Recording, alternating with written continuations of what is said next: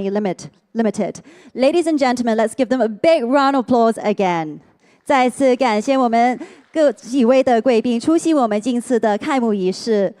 除了上述的嘉宾以外，出席我们今次会谈的还有来自全球的监管部门代表、Web3 行业专家、构校学者、金融和科技行业的意见领袖。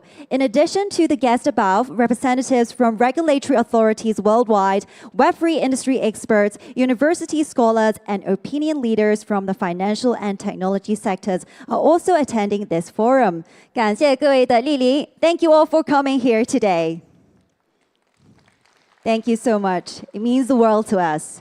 接下来，我们有请全国人大代表、全国工商联副主席、万象集团董事长兼 CEO 卢伟鼎先生上台，为2025香港 Web3 嘉年华致欢迎词。First, ladies and gentlemen, let's welcome Mr. Lu Weiding, Deputy to the People's National Congress, Vice Chairman to All China Federation of Industry and Commerce, Chairman and CEO of Wangxiang Group to deliver the welcome speech. 掌声欢迎 ！A big round of applause to welcome.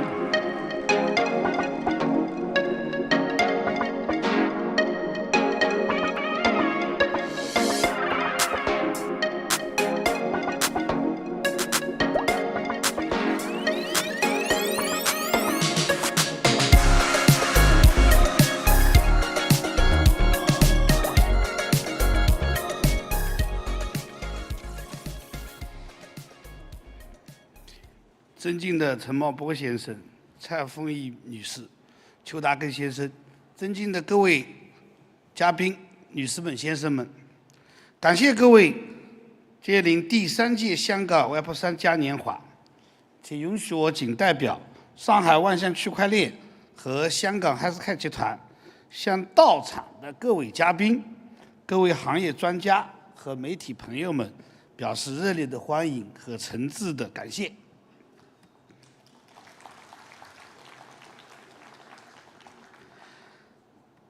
春潮涌动湘江畔，万物竞发正当时。3年前，特区政府发布了虚拟资产政策宣言，意欲将香港打造为国际虚拟资产中心。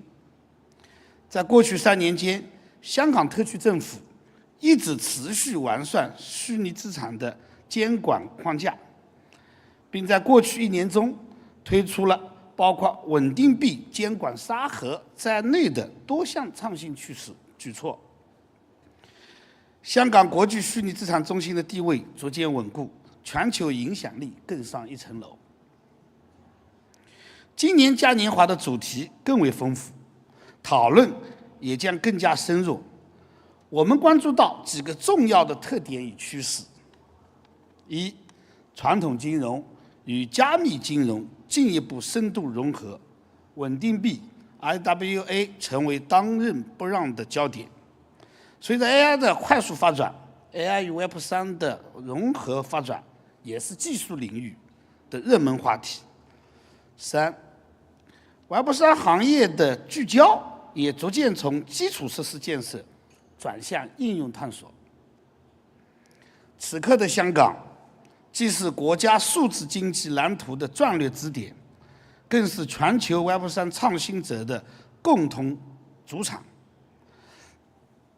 潮平两岸宽，风正一帆悬，让我们充分发挥好香港虚拟资产政策的战略支点，以本届嘉年华为新的起点，共同推进加密金融基础设施建设，推动 Web3 和传统金融市场的融合与进步，共绘加密金融市场体系的香港方案。期待各位专家在4天的嘉年华活动中结党智慧，缔结共识，为全球 Web3 发展写下属于香港的新一页灿烂篇章。谢谢大家。谢谢，感谢卢伟鼎先生为 Hong Kong Web3 Festival 的致辞。接下来，我们有请香港财政司司长大紫金训贤 GBS MHJP 陈茂波先生上台演讲。我们有请 Ladies and gentlemen, let's welcome the Honorable Paul Chamberpo, GBM GBS MHJP Financial Secretary of the Government of the Hong Kong Special Administrative Region. 掌声有请 Big round of applause.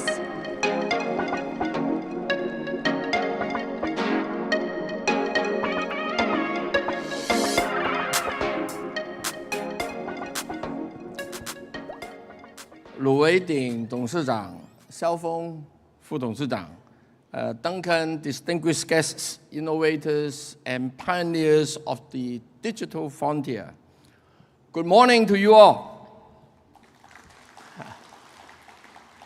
It is an immense pleasure to join you all today at the Web3 Festival of Hong Kong, a gathering of brilliant leaders and innovators to share thoughts and experience about the future of blockchain, cryptocurrencies, decentralized finance, and beyond. For those who have come afar, a warm welcome to Hong Kong. As a city where East meets West and tradition intertwines with innovation, we are proud to host you to collectively chart the course of Web3. As a technology, blockchain is displaying a vast potential, significantly increasing transaction efficiency, lowering costs, and enhancing market transparency. Today, we are witnessing a marked increase in institutional adoption of Web3, with traditional banks, asset managers, and brokers increasingly integrating digital assets into their offerings. As more jurisdictions embrace cryptocurrencies, the market has been energized with optimism, marked by a bullish trend over the past year or so. But beyond finance and the enthusiasm on cryptocurrency, we all agree that blockchain can bring real benefits to the people. For example, Refine is gaining traction. Tokenized carbon credits enable the transparent tracking of emissions reductions, reinforcing trust in voluntary carbon markets. Meanwhile, the convergence of Web3 and AI is unlocking new frontiers.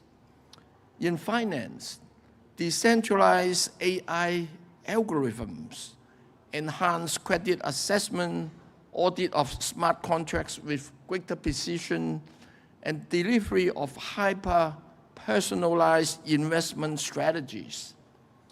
Beyond finance, this synergy streamlines supply chains, revolutionize healthcare data management, and create new immersive gaming experience.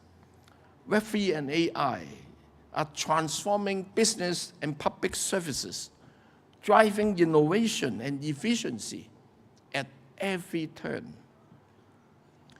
Allow me to take a few minutes to talk about Web3 in Hong Kong, our attitude and approach towards Web3, and our role in this global transformation. Hong Kong is pro-Web3. Over the past 3 years, we have published a high-level policy statement on the development of virtual assets, affirming our commitment to a dynamic Web3 ecosystem. And central to this is the principle of same activity, same risk, same regulation approach.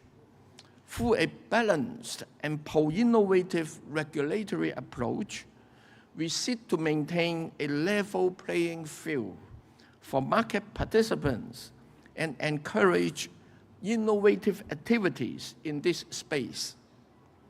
We have been walking the talk and have delivered a number of initiatives. We were among the first in the world to have established clear licensing frameworks for virtual asset trading platforms. Indeed, the Securities and Futures Commission has already issued 10 such licenses. We have also authorized VA spot ETFs last year, and Hong Kong now hosts the largest VA ETF market in Asia Pacific, bridging traditional finance with crypto innovation. Meanwhile, legislation for stablecoin regulation is set for imminent passage. My colleagues at the Financial Services and the Treasury Bureau and the Hong Kong Monetary Authority are working very hard to get the relevant licensing regime to go live within this year. The government will also conduct consultation on the licensing regimes of over-the-counter trading services and custodian services for VA. This will solidify Hong Kong's comprehensive regulatory architecture. Let me make it clear that Hong Kong's approach to Web3 is not simply about regulation. We aim to strike a balance, ensuring market integrity without stifling innovation. After all, innovation entails risks. The lesson we have learned is that we need to put it under a balanced regulatory framework so as to enable the sector to grow in a responsible and sustainable manner. One essential element in our regulatory regime is sandbox, such as the Hong Kong MA's Project Ensemble. Project Ensemble allows innovators to test various use cases, such as tokenized real-world assets, RWAs, with early regulatory feedbacks. This signifies our pro-innovation approach as we put regulators and innovators in a co-creation process. Later this year, we will unveil a second policy statement on the development of virtual assets. It will cover how to make use of Web3 to fast-track the development of traditional financial services, empower the real economy, and strengthen the application of digital asset technologies. Now, looking ahead, allow me to share a few thoughts we consider important for the future development and success of Web3. First, it is the very vision of Web3 that is to enable more equitable use of the internet and make transactions more efficient and less costly. Innovation is core to this growth, and regulators should adopt a technology-neutral approach. It would only be counterproductive if jurisdictions or regulatory authorities favor particular types of cryptocurrencies or rule out technologies or applications at the outset. Markets, not mandates, should decide which innovation prevail. Second, we all know Web3's true potential lies well beyond digital assets or cryptocurrencies. Combined with AI, it can be a valuable tool to optimize impact investments, promote inclusive finance, support decarbonization initiatives, advance sustainable development goals, and more. The global Web3 community should and can strengthen collaboration to support these wealthy causes. Finally, it is essential that new technologies be developed and applied responsibly. AI, for instance, is evolving at speeds that are unexpectedly faster. Decentralized networks bring enormous benefits, but when coupled with AI, challenges such as algorithmic bias, deepfakes, and cybersecurity require attention and cooperation at the regional and global levels. Here in Hong Kong, we advocate for suitable guardrails, frameworks that protect investors, consumers, and users while encouraging innovative activities. We support a multi-stakeholder approach where governments, regulators, and market players across different territories and regions come together to drive forward the sustainable development of Web3. Ladies and gentlemen, to ensure a promising and successful future for Web3, we need not just technological innovation, but also a common view to harness creativity and innovation for the benefit of the people. Let me assure you that Hong Kong is committed to this goal. We are here to collaborate with innovators and entrepreneurs from around the world, pushing the boundaries of what is possible and leveraging the transformative power of Web3 for the greater good. I understand that over the past 2 days, there are over thousands of participants coming from abroad. Again, a very warm welcome to you all. And I wish to appeal to you to spend a little more time in Hong Kong, not just work. Please enjoy this city. There are a number of wonderful events, co-pay going on, and also remember we have 200 Michelin recommended restaurants, and we don't impose any duty on wine. So, apart from that, also shop till you drop. Thank you. 谢谢，感谢陈茂波先生的精彩的演讲，请陈司长留步参与我们接下来的合音环节。Thank you so much to the Honorable Paul Chemopo for excellent speech. Please remain on stage for a photo session.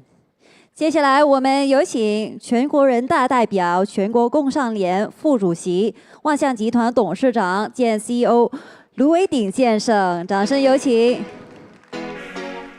香港证券及期货事务监察委员会投资产品部执行董事蔡凤仪女士，掌声掌声。万象区块链董事长 HK Group 董事长兼 CEO 肖凤先生，掌声有请。香港特别行政区立法会议员、科技创新界邱达根先生。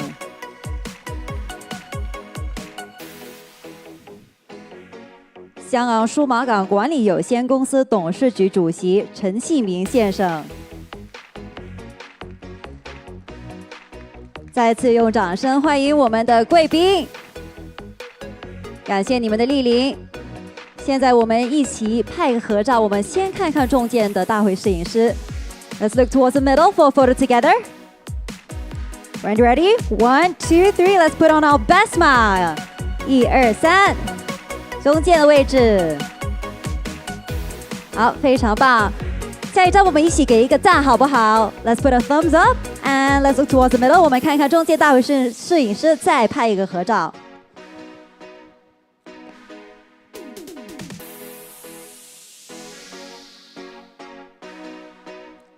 好，我们再看看我们的传媒朋友右手边的位置。我们再给一张好不好？我们再给一个赞，谢谢你们。好，我们看看右手边的位置。然后中间的位置，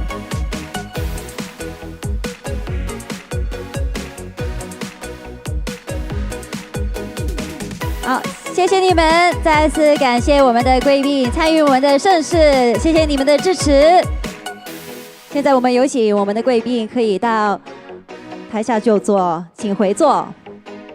Thank you so much. Please take a seat at the first row. Thank you.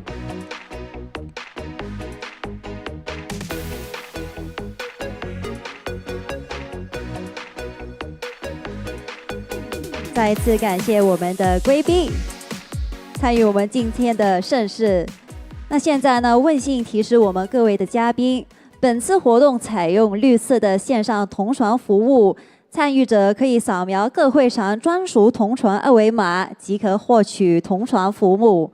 Simultaneous interpretation is available at the main stage and selected substage sessions. Please scan the code and listen to translated presentations and speeches via your mobile devices.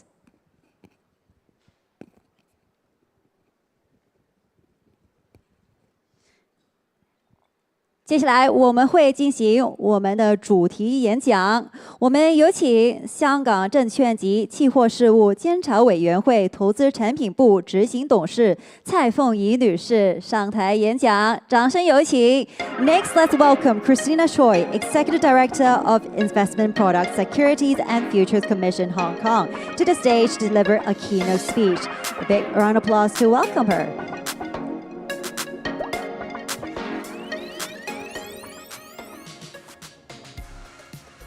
Good morning, Mr. Siu and Mr. Lu.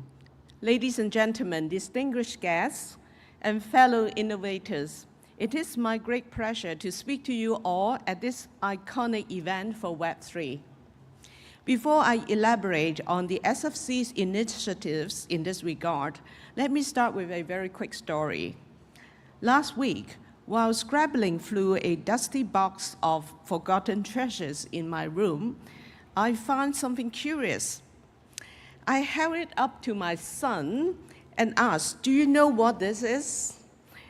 Without hesitation, he said, "Of course, Mom. That's the save button. Why did you 3D print it?" That's right, to him, this tiny little square, plastic square, a floppy disk, is just a digital symbol he clicks every day. But this mix-up is not just a laugh. It is a vivid reminder to us all of how fast technology races forward. 30 years ago, the floppy disk was a game changer that zipped the world of information and data into something you could slip into your pocket. But today, it's just an icon the youth barely recognize. This brings me to today's topic, Web3 as the next technological frontier and the integration of crypto finance and traditional finance. Just as the floppy disk transformed how we store information long before Web 1.0 took hold, blockchain technology has the potential to rewrite the rules of finance and beyond, enabling new economic models, notably through the creation of crypto, or here we call them virtual assets, or VA, and tokenization of real-world assets. Like many of you, I'm very much inspired by all these transformative potentials, aligned with our government's visionary plans in this area that the Financial Secretary has just shared. The SFC is committed to supporting Hong Kong's Web3 journey. Yet, we all know Web3 is still evolving, and its full potentials will unfold in time, likely with twists and turns. Take non-fungible tokens, the NFTs, and the metaverse as an example. Their meteoric rise generated widespread excitement 2 or 3 years ago, but that energy has since faded. Therefore, rather than chasing every new spark, we believe in a pragmatic approach, strengthening the fundamentals and fostering a supportive ecosystem where Web3 can thrive in a sustainable manner. Central to this vision are digital assets, the mainstay of blockchain's infrastructure and potential. And today, I will outline how the SFC is leading in the efforts in 2 key areas. First is the VA ETFs and tokenization, leveraging Hong Kong's strength as a global financial hub to drive this ecosystem forward. So across the diverse spectrum of digital assets, VAs stand out as the most recognized and familiar entry point to the digital economy. The SFC has long recognized that VAs are an asset class that is here to stay. That prompts us to pioneer a regulatory framework for VAs as early as 2018. And gradually, by a step-by-step approach, it has been extended towards VA ETFs. First, we have the VA futures ETFs, and then we have VA spot ETFs, allowing more investors to participate in this space with confidence through a regulated and traditional pathway. And last April, Hong Kong became the first in Asia to launch VA spot ETFs, a milestone that underscores our leadership in regulated VA investing. Today, we remain the largest VA ETF market in Asia Pacific. Our robust regulatory framework sets us apart as we license all key players to conduct VA-specific activities, from fund managers to fund custodians and trading platforms. This includes strict oversight of VA custody with private keys and seats secured in Hong Kong, safeguarding investors from the unique risks of investing in VAs. One compelling and unique feature of our framework is enabling in-kind creation and subscription on top of cash, allowing ETF share creation and redemption directly using the VAs. For other jurisdictions, this might carry unacceptable risks, but our regulatory regime makes the dealing process secure by requiring SFC licensed participating dealers to ensure compliance with anti-money laundering and know your transaction rules. But we don't stop just there.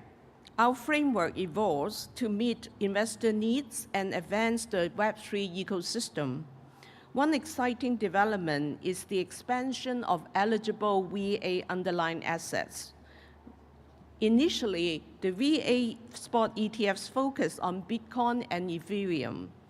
Today, more VAs have become eligible for retail trading on our licensed platform. And we will also allow that, for the VA spot ETFs, and more will be coming on the horizon.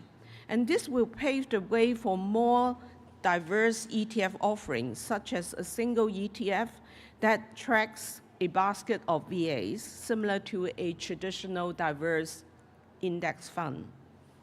And now I have some great news to share. Later today, we will publish a circular permitting SFC licensed VA trading platforms to offer staking services, including staking for our VA spot ETFs. And for those unfamiliar, staking allows investors lock up their VAs to support blockchain networks and therefore earn rewards in return. So it is a popular feature in the crypto world, but it comes with risks. Therefore, we will impose additional safeguards.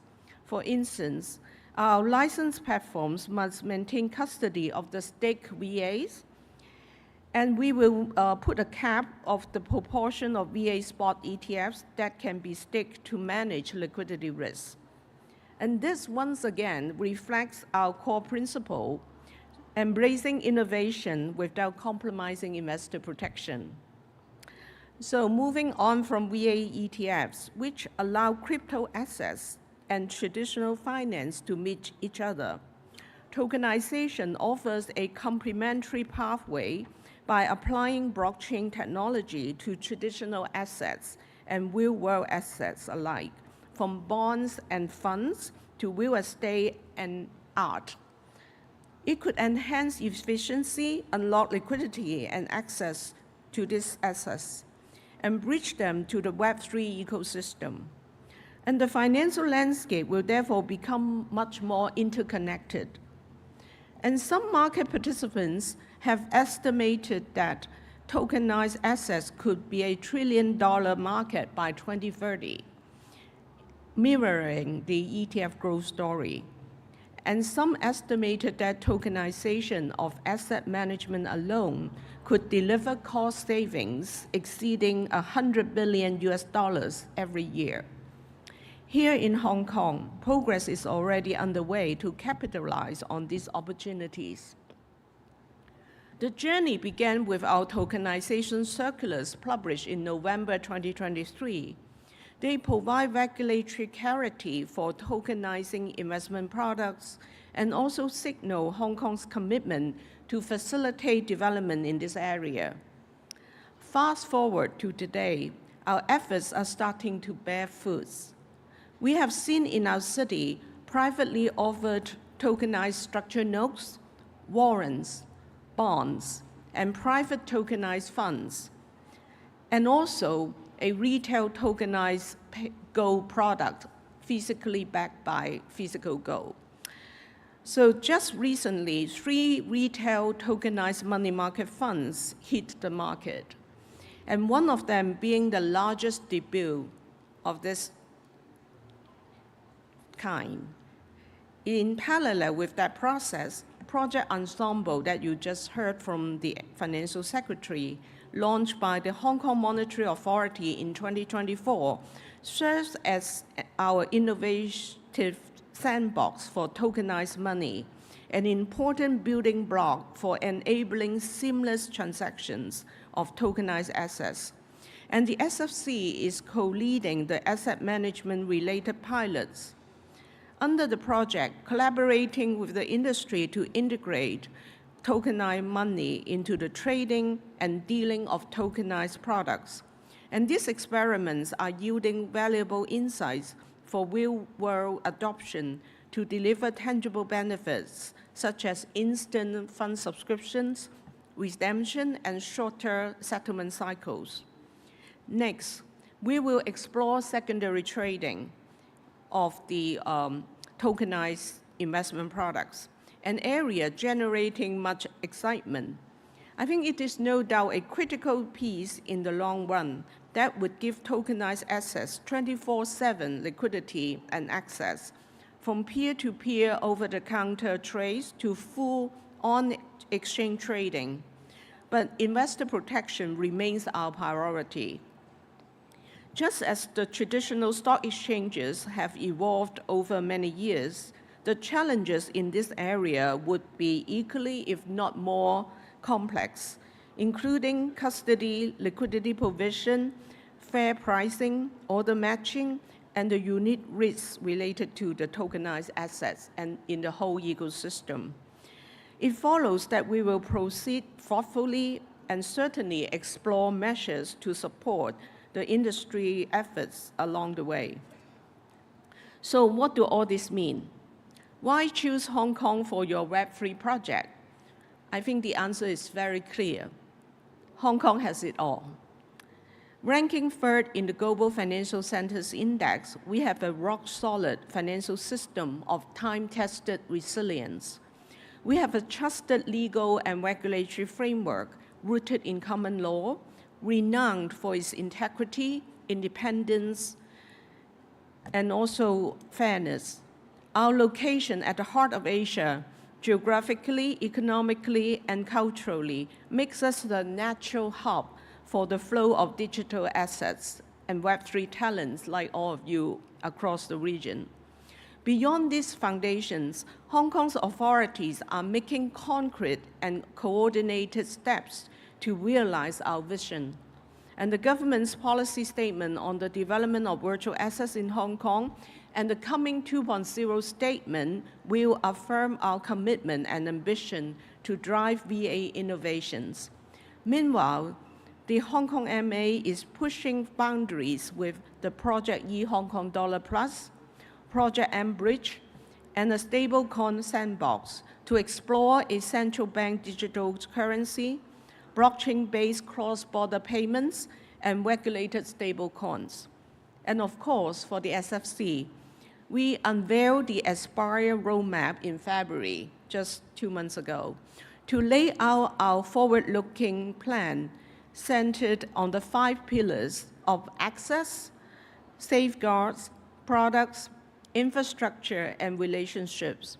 The roadmap outlines a comprehensive strategy for VA market development, including the coming licensing frameworks for VA OTC trading and custody services. These initiatives are driving us forward to a tipping point for Hong Kong's Web3 ecosystem. But we must be patient, pragmatic, and persistent. Think of artificial intelligence. It reached critical mass and scale only after decades of research and development. Web3 is likely to follow a similar path of success, hopefully much faster. On a final note, I must emphasize that we stand today at the crossroads where traditional finance and digital economy are converging to drive promising outcomes for our financial markets. The 0 to 1 breakthrough has been made, and its future success would very much depend on how we nurture this convergence. That is, how we go from 1 to 100. Much like the 0 to 1 stride that the floppy made a few decades ago, which accelerated the growth for the entire personal computing industry ever since.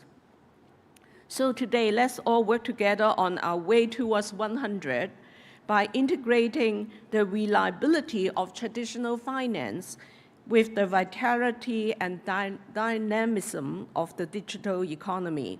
We will work together to build a vibrant, interconnected ecosystem that drives us towards just as Hong Kong has always done. Thank you. Thank you， 感谢蔡女士的精彩分享，请就坐。Thank you so much, Christina, for your wonderful sharing on viewing the Web3 and digital asset ecosystem in Hong Kong. Please be seated. 接下来，我们有请香港特别行政区立法会议员、科技创新界邱达根先生进行分享。有请 Next. May I invite Duncan Chill, Legislative Council, Member Technology and Innovation Constituency, Hong Kong, to deliver a keynote speech. A big round of applause to welcome him.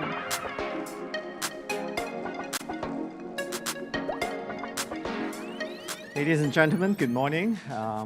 I've been thinking about whether I should use English or Mandarin, but I think I stick to the original plan. I use English as the way to deliver my note. So you heard from our financial secretary and also Christina from the SSC, the official line about the development of the Web3 economy in Hong Kong. And as a legislator, I think what I'm going to share is my own expectation. Doesn't mean the government line, but you know, I've been involved in the Web3 development in Hong Kong, so I have a lot of expectation, you know, that we can build this into a huge ecosystem and financial system in Hong Kong. So what stage are we in, you know, Web3 in Hong Kong? Of course, we share a lot of progress from the government side, but how do other people feel us? You know, I looked up a few surveys that how do they rank Hong Kong. According to the crypto transaction value, actually we see great improvement, or I mean a great surge in 2024, where we see 85.6% increase in crypto-related transactions in Hong Kong. And according to Chain Analysis, the Global Cryptocurrency Adoption Index ranking, we are now the 30th, and you know that's in 2024. And if you look at 2023, we are 48th. So we have a big improvement from 23 to 24. And in Asia, according to the Henley Crypto Adoption Index, we went from 2023, we are number 4, to the 2024, we ran 2nd in Asia. So these are what, you know, outside survey rank Hong Kong with only 1-2 years of work. And of course, this is only crypto related. You know, what we're doing in Web3 is a lot bigger than just crypto trading alone. So as Financial Secretary mentioned, you know, we have formed task force in the last 2 years to look at, you know, how we build up the Web3 ecosystems in Hong Kong to provide safety to investors. but at the same time provide innovation to innovators. So this is a huge thing we have to do to balance the development of Hong Kong. And I see in some chat group recently that there are some comments saying Hong Kong, we are more welcoming to institutional digital asset players, but not to the crypto native people. I think if you look at the ambition of Hong Kong building a Web3 ecosystem, if you look at the financial markets, if you want to be the global financial markets, which we are in Hong Kong, well, you cannot only have equity but not bond market, right? You cannot only cater for professional investors but not to retail investors. You have to actually have compliance, governance, regulations, and market for all participants in that market if you want to be leader in that particular industry. So if we want to be Web3 leader, or Web3 hub globally, I think we have to be very holistic, but not just working on the regulations that favor institutional investors, but also definitely we have to look for a way to accommodate the crypto native people. So with that task force, we work on with different government departments involved and also industry experts to give opinions and comments of the development of Hong Kong in the Web3 ecosystem, which I'm also a member of. And I have to speed up. So for the last 2 years, we've done a lot since the Financial Secretary's statement in 2022, December, when we announced the 2022 October, where we have the policy statement. So it's only a bit more than 2 years. I used the same chart this is my third time since the first year of our Web3 festival. And every year we're adding some new stuff to it. So apart from the statement being announced in 2022 October, we've done the AML bill, which allow for the virtual asset trading platform, VATP license to be granted. And we also, the government have lead by trying out new tokenized products like the government green bond and also products that Christina just shared in the ETF level. And we're looking forward to the second virtual asset policy statement, which will be announced soon, hopefully. And we are doing some other policy changes in Hong Kong. We have just finished the debate on the stablecoin bill in Legislative Council. So I look forward the bill will be passed in Legislative Council in May. And I look forward to stablecoin issue in Hong Kong by second half this year. And then we have the virtual asset OTC doing the second public consultation. Hopefully, it will come to LegCo soon. And we have the VA custodian, which are all important regulations related to the development of Web3 and digital asset products and virtual asset products in Hong Kong. So things we have done in the last 2 years, as mentioned by the FS and Christina, we tried out new products, the ETF based on futures and also based on spot cryptos. These are new stuff, and we're happy to learn about the staking thing Christina just announced, which is also a new breakthrough in the Hong Kong government and SFC. We licensed 10 VATP exchange in Hong Kong, and there are 8 still pending. So I hope there will be a few more coming. And next, I'm really happy to see SFC share the Aspire 2 months ago. The idea of Aspire, I won't elaborate, but it's not just on the regulatory side, but shows SFC's approach to also promote the development of the market. And my sharing today will only focus on one thing of this Aspire, which is the P, the product. So product which will be important for Hong Kong to build up our Web3 ecosystem. If we look at globally, going back how different countries are legislating on crypto and virtual assets, we see that the blue bar, which are the advanced economy. For advanced economy, actually 59.5% have regulated virtual assets, or with an AML regulation, which is 14.3%. So more than 70% of the advanced economy, they have regulated this industry. And for the developing or emerging economy, which they also include Hong Kong, Singapore, and Dubai as the emerging economy, only 19.8% have regulated with comprehensive framework, and 5.3% regulated with AML. So around 25%, 1/4 of the emerging nations, they have, regulated the V8 industry. And interestingly, with the advanced economy, which include the United States, a lot of these advanced economy, they do regulate Web3. Only 20% of them, many of them, these 20% of them, they apply existing rule.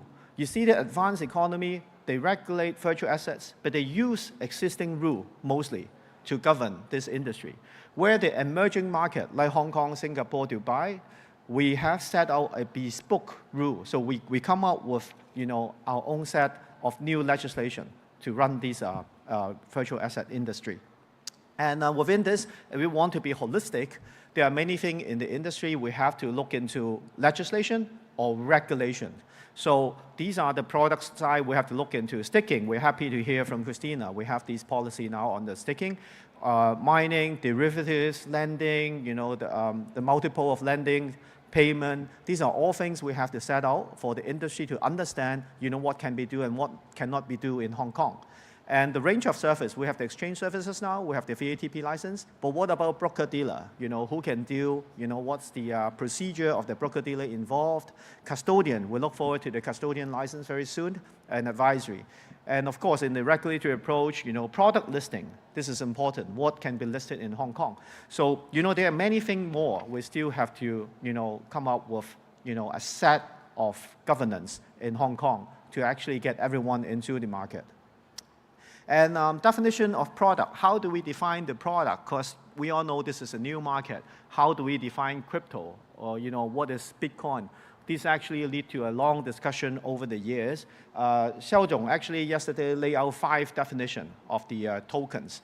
Having these with a legal friend, actually categorized into 4 different kind of products, but actually similar to what Xiao Zhong mentioned in the 5 category, because they group the crypto, BTC and Ethereum together. But Xiao Zhong actually mentioned BTC as one category, and then utility-related crypto, like Ethereum, they are a second batch with a smart contract related. And then we have tethered tokenization product, which are things with underlying assets. CBDC, stablecoin, RWA, security token. These are all things with underlying securities or assets or service underneath. And then there are untethered tokenization where you have NFT, meme coins, etc. And of course, we have utility digital tokens, which is kind of similar to Ethereum, utility related. So this is how we categorize, how virtual asset can divide into. And then we can look at, how do we deal with these things and what other countries are doing, Everyone, the spotlight is definitely on the US, where, you see a lot of, you heard a lot of about the progress in the US. I think we have many experts today here to share about the US development. But, the development, they come into a different 180-degree change in coming from an enforcement-based regulation to a direct legislation process, where you see a lot of bills being discussed in the US. And then the stablecoin is actually progressing really fast. I was saying that we were at the LASCO discussing the stablecoin bill for the last 3 months. And in the process, every month when we have a meeting at LASCO, there are updates from the US about the stablecoin bill. So we have to update ourselves every month when we meet about the progress in the US. So also, I think on last week, the US also come up with the covered stablecoin, mentioned. The covered stablecoin would be a product, it's not a security. So there's a clear guideline from the US, which is, kind of useful for us to look at. And then strategic crypto reserve, not Bitcoin reserve. Everyone was expecting strategic Bitcoin reserve, but it was kind of, something of a dispute that, it's actually come out as a strategic crypto reserve that the US mentioned with a basket of different crypto, and why some cryptos were involved actually, caused a big debate in the US. So if it's only Bitcoin, it's more straightforward, but the basket of crypto reserve actually, I don't know, but that we will keep an eye on. And of course, the Genius Act in the US, which lays the foundation for stablecoin, payment stablecoin, and cover stablecoin, they are not security, which is a good things we can look up from here as reference. And we all know that the stablecoin market now is dominated by two main issuer, the DT and DC. But if we look at the issuer capital that they account for is around 220 billion US dollar. But I mean, according to world trade, global trade is 33 trillion US dollar last year. So if we look at stablecoin as a mean for global trade, we still have huge room to grow. And I think we have high expectation for Hong Kong to issue new stablecoin to deal with proper global trade. I think there's still a huge market for us to build into.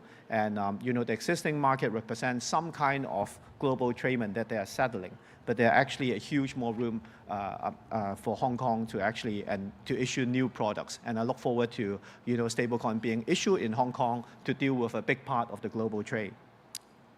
And of course, I've been looking into Hester's 48 questions, where she categorized in the SEC side into 10 main questions and framework, what they are looking into. I think that's a good reference for us to take here. Then I think there will be a lot of changes in the legislation side in the US. And the US SEC's crypto taxonomy, actually, they have defined ways of how to categorize. As I mentioned, if we have 4 or 5 different group of virtual assets, how do you categorize them? Are they a product? Are they securities? How do you define those? There are different cryptocurrency or crypto assets natures. So how do you define? The US actually, SEC, they lay draft for the way to define the different category, whether they are securities or not. And for the Europe, MiCA, is the licensing regime in the Europe. They also define ways to actually separate the crypto assets into different categories. Whether this is a CBDC stablecoin, then they will fall under different sets of rules and regulations. If it's a crypto asset, whether it's a utility token, NFT, whether it's other assets, so that will have different kind of regulations to govern them. And Hong Kong MA has mentioned that they are following or studying the Basel crypto asset standards. So this is a flow chart where you decide these products, different crypto assets, what classification they should be in. So simply said, Group 1A will be tokenized security products, which are originally issued as security product, like bonds with tokenized. Then it will be 1A. 1B will be more like stablecoin. And 2A will be the mainstream mainstream crypto products that we know in Bitcoin, Ethereum, etc. And 2B will be more risky crypto products. So this is a flowchart where I think we need global discussions on in the Basel area. How do we deal with these crypto products? I think that will impact on how products being issued and categorized. And who can deal with particular kind of products. And meme coin, of course, we have to touch on the meme coin, which is a big thing in the US in the last few months. I personally, my own feeling, I agree with the SEC's line that meme coin should be like collectibles. They are like trading cards or art pieces. Whether meme coin should be traded on license exchange, that's my personal field. May not be a good choice. If it's as a meme coin, it's a collectible. We also shouldn't call the people buying and selling as investors. If you ask me, meme coin, you should call them traders. You trade football cards, you trade Pokemon cards, you trade artwork. So these are traders. My personal view. So whether meme coin should be included in exchanges is something we should consider, because that you give a statement on what this asset class is. So I know a lot of the fiat exchanges currently deal with all kind of assets, including meme coins. But whether that should be included, I think that's my own point of view, that whether it should be included as a trading category in a licensed exchange. I think this is for the society to discuss. So final thoughts, my time is up. We should now be able to clarify, what kind of tokenized asset we're dealing with. If these are originally security products, which is only being tokenized, we should not be penalizing it by just being tokenized. If it's a tokenized bond, tokenized equity, we only tokenize with the technology, which is improving the efficiency to trade, having a more efficient way, transparent way to deal with the security. We should not penalize it because it becomes tokenized. At the same time, we should come up with ways to define crypto products, crypto assets, the risk level, who can deal with this? Is it only for professional investors or retail investors? So these set of rules and regulations and guidelines, we need to come up with ASAP so that people can understand what they can issue in Hong Kong, what new token products can be issued in Hong Kong. We don't want, I personally don't expect, we issue a VATP license for exchanges to just let people buy and sell existing cryptos. But we definitely have to look into how we allow new token, new crypto being issued and launched in Hong Kong, where we can allow global investors to participate. So this is how we build the market in Hong Kong. So that's conclude my sharing today, and thank you for listening. Thank you. 谢谢，感谢邱先生的精彩演讲，请就坐。Thank you, Duncan, for shedding light on the topic, the key to unleashing value of Web3 finance in Hong Kong. 接下来，我们有请汇众银行副行长兼首席信息官、汇众科技董事马志涛先生带来分享。Moving on to the next keynote speech, may I invite Henry Ma, Executive Vice President and Chief Information Officer, WeBank Director, WeBank Technology Services, to the stage. Let's put our hands together for him. A big round of applause, please. 掌声有请。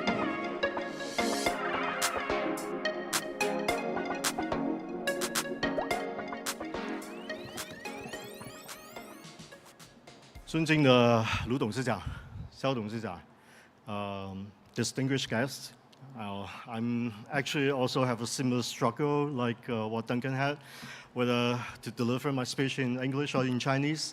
But I feel like I'm going to talk about technology anyway, so it's going to be a foreign language for most of the audience here. So it doesn't really matter. All right, so today I'm going to actually share our perspectives on how to build a cross-institution value exchange infrastructure to support the Web3 strategy in Hong Kong. First of all, a bit of background on WeBank. We started in 2014 as the very first digital bank in China. We are now serving more than 400 million customers, individual customers, and 5 million institutional micro SME. A few of the numbers that we are very proud of. Our peak single-day transaction is 1.4 billion transaction per day. Financial transaction in a day, 1.4 billion. Our cost of maintaining a bank account is 30 cents US per account per year. Well, it's actually 1/10 of what other state-owned banks in China are paying. And also product availability, 5 nines, telco grade, essentially non-stop services, 7/24. So these are the numbers that we are very proud of. And the technology capabilities that we are able to build over the years actually enable us to do a lot of thinking around how do we leverage the capabilities that we had. So last year in June, we actually set up a technology company in Hong Kong, a tech subsidiary called WeBank Technology Services. And we try to really offer digital solutions to other institutions, banks, or other FIs in Hong Kong, and also try to help out to build out the digital infrastructure for the market. Also, we are very AI heavy. We do a lot of things in an AI native way. So we also try to offer AI native solutions to the market as well. Okay. Blockchain is definitely an area that we very much focus on. Since 2016, we actually have put together a dedicated team to do blockchain R&D. So far, we think we have done a reasonable job on that. The fiscal BCOS platform, in fact, when we first started BCOS, is actually with Wanxiang Lab in 2017. So many thanks to Xiao Dongzijang, because we got a lot of support from him to build the very first version of BCOS. And now the platform, high performance, just like the banking solutions that we offer to the market, 200,000 transactions per second. We can that's the kind of concurrency that we can support, and also very high security standard, because we are bank grade. We run a bank. We want to make sure that the technology that we built is able to support really robust financial operation, and also tech ready. We are a regulated entity. We work under regulation from day one, so we want to make sure that everything that we build is regulator friendly to begin with. And we did it in an open source way. So we open source the full code base to the public, so anyone can read every single line of the source code that we have. No backdoor, no security loophole. Everything is robust. And also, we try to be compatible with all the cryptographic algorithms out there in the market, making sure that it's not just be compliant with the local Chinese the standards requirement, but also be able to support the technology going abroad. So far, we have been very successful in building out the ecosystem in China. We have more than 500 live applications running on our blockchain platform. One of them actually relevant to Hong Kong is the cross-border data validation platform that we have built between Shenzhen and Hong Kong. And one of the applications that we apply on is to validate the education credentials, because there used to be quite a few fraudulent cases for students applying for higher education in Hong Kong, right? And we really want to leverage data to validate the authenticity and also the integrity of the credential that students supply when they apply for college in Hong Kong.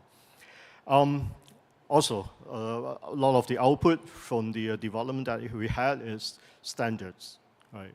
We participated in a lot of ISO and IEEE and also the local Chinese standards as well. Okay, so much so about the WeBank and fiscal BCOS. Going back, why are we interested in doing blockchain from the beginning, from the very beginning? Well, it's the promise. It's the promise from blockchain technology. To begin with, I think blockchain is really trying to cause disruption to the financial industries. A lot of promises we very much agree with, right? There are too much intermediaries right now in the traditional financial systems. Efficiency is low, cost is high, right? If you look at like cross-border remittance, T+1, T+2, very typical, right? Why can't we do it in real time, right? So blockchain come up with the proposition that you can rely on algorithm. There's no intermediaries involved. It can be very, very efficient. It can be very, very low cost. That's the promise. If you look at 2015, the cover page of The Economist actually say that blockchain can become the trust machine. So look at the development of blockchain technology over the years. Since the very first Bitcoin being minted in 2009, we see a lot of like transaction model evolving. From the very beginning, everybody think that, oh, well, Bitcoin is so amazing, right? So it can be doing like real-time DVP. It's very true. If everything sit on a single chain. However, this is never going to be the case, because since Bitcoin, there are already a lot of like variations. There are a lot of new public chains coming out, lots of new classes of digital assets coming out. It's not going to ride on a single chain, right? Not to talk about the fact that a lot of the traditional financial assets actually reside on non-blockchain. A lot of traditional financial registries, right? So how do we support that? Right. OTC, right? This is a very typical way of doing transactions in the financial systems, over-the-counter transactions, right? But there will be counterparty risk that we have to take care of, right? There are also very innovative players in the market come up with technologies leveraging MPC technologies to do key sharding, right? Like cutting your key, private key in 3 parts, and the trading partner each of them keep one of them, and the other sit on a custody. Right? But in the introduction of a new custodian role, again, is an additional risk, is an additional intermediary, right? There are also ideas about decentralized exchanges, right? But again, we see a lot of very innovative ideas to do a smart contract, to do a lot of like cross-chain technology to support decentralized exchange. However, wrapping one type of assets onto another chain to do transactions will cause fragmentation. Again, this will lead to issues around liquidity, right? So, and a lot of those decentralized exchange mechanisms may not be fully optimized for performance either, right?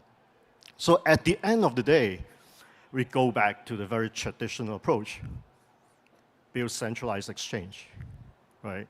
So that's why we have like regulations around how to regulate all these new types of virtual assets exchange.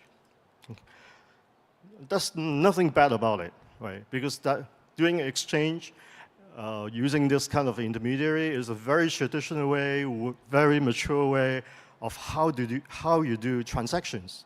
However, right, we also see that because of a new type of exchange come out, there will be new type of regulations that come along. So the burden of regulations come back again. So the compliance cost is rising tremendously at a tremendous speed.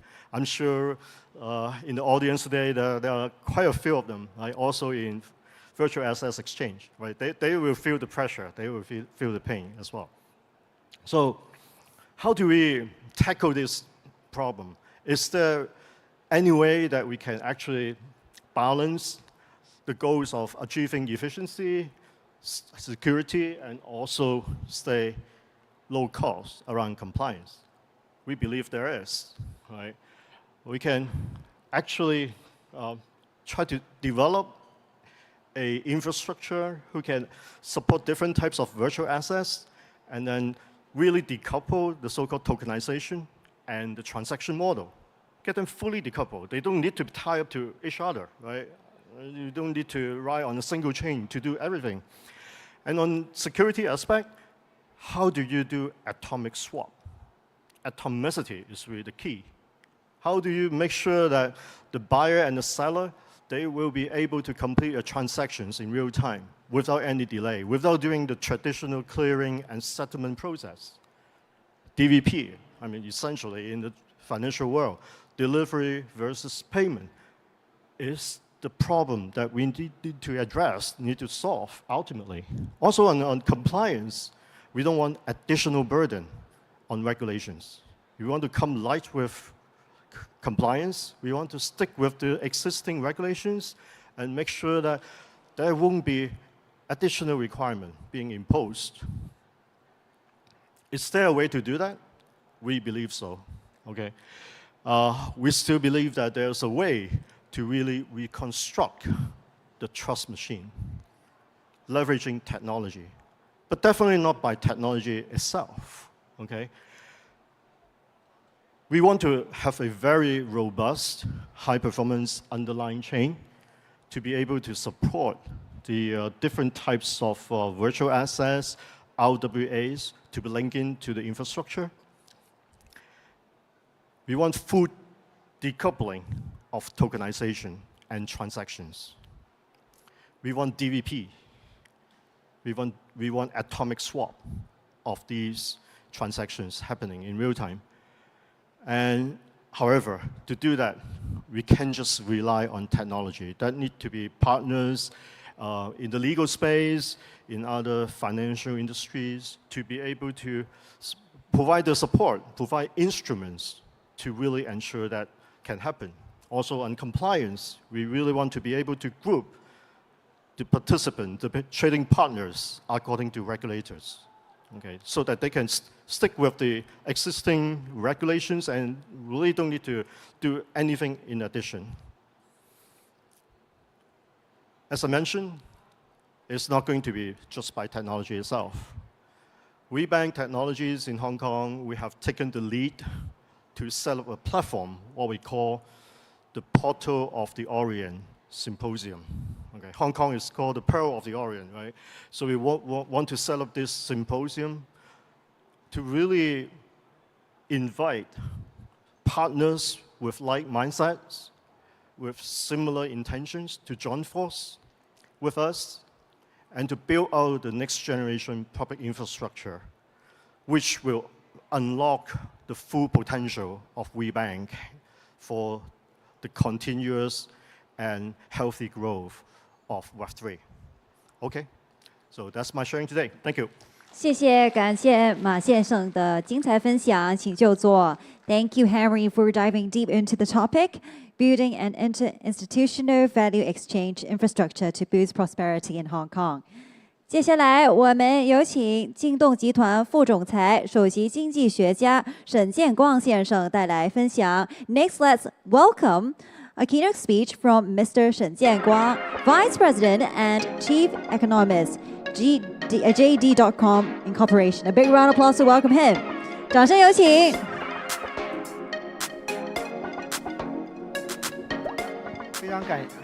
非常感谢啊，万象区块链和 HashKey 这个组织的这个嘉年华啊，非常荣幸来参加这个会议。刚才几位包括这个邱议员啊，包括还有几位监管啊，就把那个 Web 3.0的总的大的这个虚拟资产大的方向做了个非常好的一个说明演讲。我这边呢主要就是侧重稳定币这一块啊，稳定币的这个发展和传统金融机构的这个融合啊，这个讲7个方面的内容。这个第一个呢，从整体上来看呢，这个从23年下半年以来呢，稳定币这个开始恢复了大幅增长。大家知道，2022年啊出了一个事件啊 ，Terra 那个有一个稳定币这个崩盘，造成了一个影响。但是到现在为止，其实稳定币啊基本上已经恢复了啊，这个在全球总的市值啊，刚才也介绍过，这个已经2200亿美元。已经大幅的高于这个出现问题之前22年的这个峰值，啊，这个当然在稳定币的总体规模来看呢，它现在还是跟以太币的规模差不多啊，那也要大幅小于比特币，啊，这大的这个发展趋势呢，稳定币又开始恢复大幅增长。那么从这个交易从笔数上啊，我们看到稳定币也是开始的规模也是大幅的开始增长了啊。我觉得这个是一个非常重要的一个触发点，就是现在稳定币的规模啊，包括日均交易啊各方面都在大幅的增长。第二个方面呢，从结构上来看。啊，美元的稳定币在整个稳定币市场占绝对的主导地位，所以我觉得香港现在，当然这个主要原因还有很多国家没有开始开展这方面的这个监管啊，包括香港现在推出港币稳定币，现在还是在立法会啊，现在还没有全部推出来。我觉得随着这个港币啊各种货币的这个推出来，可能这个会发生一定的改变，但是很难动摇。这美元在这个稳定币当中的市场的地位啊，这个基本上占95%，远远超过美元在目前在这个储备方面或者国际贸易结算当中的地位。所以这就是为什么美国现在这个特朗普政府现在大力的加强推广稳定币的一个重要原因啊，它可能会加强美元的地位。所以其他国家包括这个欧洲啊，这个也在考虑推出这个欧元啊，包括那个港币啊，这个我在想今后啊，这个当然是一个设想哈，如果中国以后可以第一步允许离岸人民币稳定币的推出啊，在离岸人民币这些方面的这个币种啊，可能就会多样化。现在其实是美元这一个独大啊。那么在使用上呢，这个稳定币的使用范围逐渐向现实交易在拓展啊，因为我们看到稳定币最早还主要就是中心化交易所的加密资产交易当中使用，那么现在呢开始逐渐转向支付汇款、贸易结算资产管理，所以其他的这个用途呢已经占稳定币的这个交易量的50%了啊，这也是一个开始从交易开始转向实体。那我们看到这个现在稳定币包括这个最主要的几个厂这个主要这个像 USDT、USDC 是主导的，但区块链分布呢主要在这个币安智能链波场这些主导。在使用上，稳定币的这个现实使用场景也在日益的这个多元化这张表是24年 Visa 就是对印度巴西、印尼、尼日利亚、土耳其5个新兴市场稳定币市场的调研。在这些国家呢，它的这个需求其实还是非常强劲的。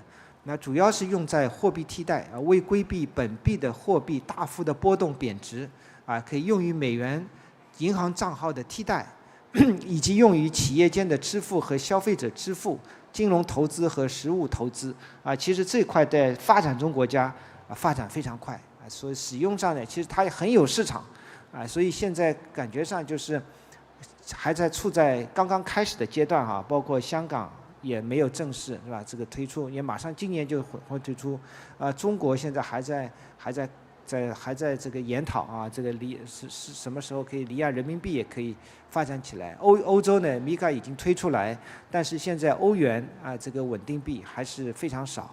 欧洲中央银行也在推数字欧元所以这些方面这个使用上现在还是已经用美元稳定币为主所以它的这个使用场景也在日益的多元化。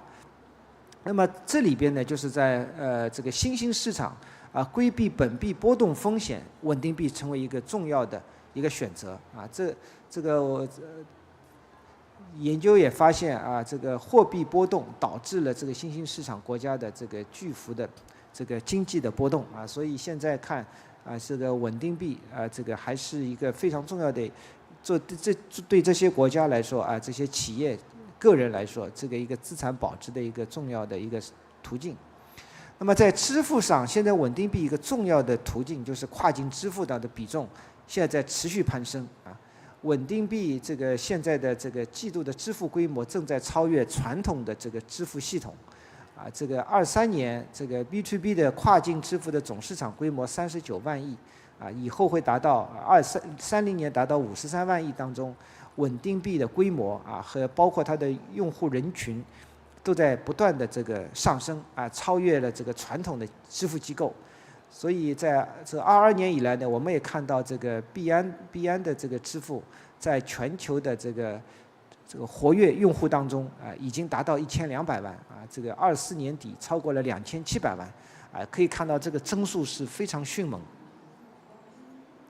所以在支付上呢，这个稳定币在跨境支付的比重也在持续上升这个当然它有得天独厚的优势我们如果看目前的传统的汇兑需要5个工作日这个完成基于跨境的这个电子通讯的这个电子支付呢，也要1天以上30%是1天以上完成，但是在区块链用稳定币这个支付1个小时以内100%的交易全部能完成所以这个我们看到包括24年稳定币年化交易额在 Visa、Mastercard 的年化交易额都已经超过他们了，所以这个方面呢，这个确实在支付当中的比重会大幅的上升这个主要还是它的成本是非常低的我们看到像很多这个传统的支付在非洲这些国家，你要7%的这个手续费那是非常对国际贸易的这个支付成本是非常高昂的那么我从世界银行的数据来看呢，跨境汇款的平均成本已经从6.3跌到了这个其实跌的幅度也不大，基本上维持在6.3左右这个非洲也要到7以上。那么如果是稳定币相对应的呢，基本上它的这个手续费是非常非常低的，几乎可以忽略不计我们看到 Solana 整高性能区块链发送稳定币平均成本啊基本上次的重大的中断啊，所以在技术方面呢，就是这个还是有一些障碍啊，这个需要突破。所以在这个第5个方面呢，我想讲讲在那个去中心化的金融服务当中，稳定币啊其实是带动了去中心化金融的快速发展啊。去中心化的金融啊，其实也在这个大幅的这个上升啊，这个包括用户啊、投资者啊总价值，去中心化的这个金融啊仍然是链上这个主要的参与途径。所以稳定币带动去中心化的快速发展呢，啊，确实是因为它是这个支付的底层啊，在去中心化的这样一个领域当中啊，这个现在目前来看，特别去年所有的去中心化金融子领域都出现了大幅的增长啊，尤其是在抵押和基差交易等新兴领域，是吧？所以按照总锁定的价值计算呢，流动性质押继续占据榜首啊最大的这个比重。其后是借贷啊、桥接、再质押以及去中心化交易平台这些，啊，所以从这个来看呢，在各个平台当中，这块发展啊都是非常迅猛。那么稳定币呢，在这当中起到了一个非常重要的一个这个支持作用。那么在新的金融啊，稳定币传统的这个金融体系的这个融合发展上，我们看到其实已经出现了巨大的这个发展啊。所以这个21年啊 ，Visa 和交易所的这个已经进行了合作试点，USDC 在以太坊区块链当中的这个交易支付啊。那么这里很多发展，我们看到去年啊，在线支付公司 Paker 已经允许商家通过其他账户啊购买、持有、出售加密资产啊。所以这个去年10月份啊 ，Stripe 以11亿美元又收购了稳定币平台，这个传统金融跟这个稳定币这个体系啊，在进行这个加速的这个融合啊。今年3月份，这个稳定币 USDC 这个发行方 Circle 就是与菲律宾啊这个电子支付、电子钱包平台又达成合作，进行股权投资啊。所以这个方面呢，就传统的新兴的金融机构当中啊，这个融合度是越来越高，而且呢，现在越来越多的银行这个机构在布局稳定币服务啊，这个包括你看这个去年香港渣打啊，其实也是拿到了一块牌照啊，然后其他的像日本的3大银行是吧，也是联合推出跨境支付系统啊，香港这个虚拟银行也在向这个零售用户提供加密资产的交易服务啊。今年3月份啊，梅隆银行这个为全球这个宣布扩大其稳定币发行商的这个提供服务，就这一系列的，就看来这个趋势在加速。那么除了 ETF 之外呢，这个投行基金公司也在积极尝试发行稳定币或代币化的金融服务啊。这里的就是一系列的这个我们看到这最新，特别是今年以来。其实发展非常快的。我们看到，在香港华夏基金推出了亚太首支零售代币基金那么新加坡的这个 DGFT 宣布为投资管理公司这个 Invesco 推出私募信贷基金的代币化版本中国太保在今年也在香港推出代币化美元货币市场基金一系列这包括在美国也是富达推出投资美国国库券的代币化基金这一系列的发展，就说明这个现在加密资产这个跟传统稳定币为首的跟传统的金融体系这个融合在加速的这个发展。那最后呢，在政策上，我觉得这一波的就是特朗普政府积极推出美国加密资产对吧监管的框架，它的政策主线呢回归还是支持创新发展为主线减少不必要的监管所以刚才因为我看邱达跟议员也是做了很好的这个一个解释这里我想主要就是美国的这个发展，特别是大力的推动稳定币作为一个下一代重要支付的一个基础设施，对全球各大央行包括中国其实都会有，包括香港都会有很大的这个影响我们看到这是一系列从1月23号就签署了这个美国的在数字金融科技技术领域的领导地位这样一个文件那么还设立了一个工作组这个白宫这个总统数字资产市场工作组要创造数字资产的黄金时代所以美国这个参众两院也提交了稳定币立法法案所以这个在美国发行交易稳定币要成立一个统一的框架，这些呢其实都对这个美国的稳定币发展我觉得就会提供很大的政策支持。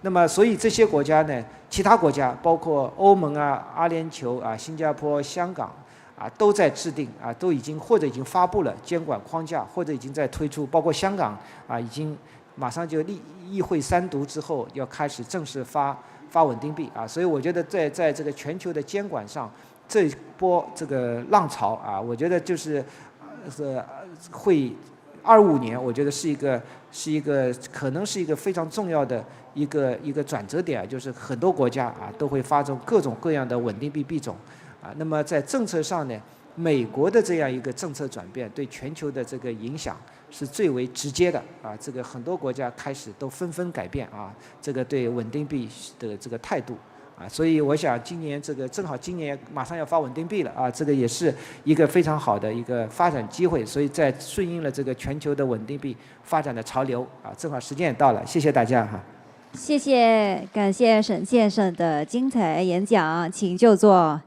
What a fabulous presentation! Thank you so much. Please be seated. 在进行第一个原作讨论环节之前，我们有一个温馨提示给大家。我们建议大家活动期间自带手机耳机，需要同传耳机的用户可以通过以下的方式免费获取：一，在活动会场内拍摄活动相关的照片，或者是下载在线相册内的照片；二，发布推特或者是微信朋友圈，并定位2025香港 Web3 嘉年华。三，凭发布内容前往各会场咨询台，就是你们左手边的位置，兑换耳机。耳机数量有限，现到现得，领完为止。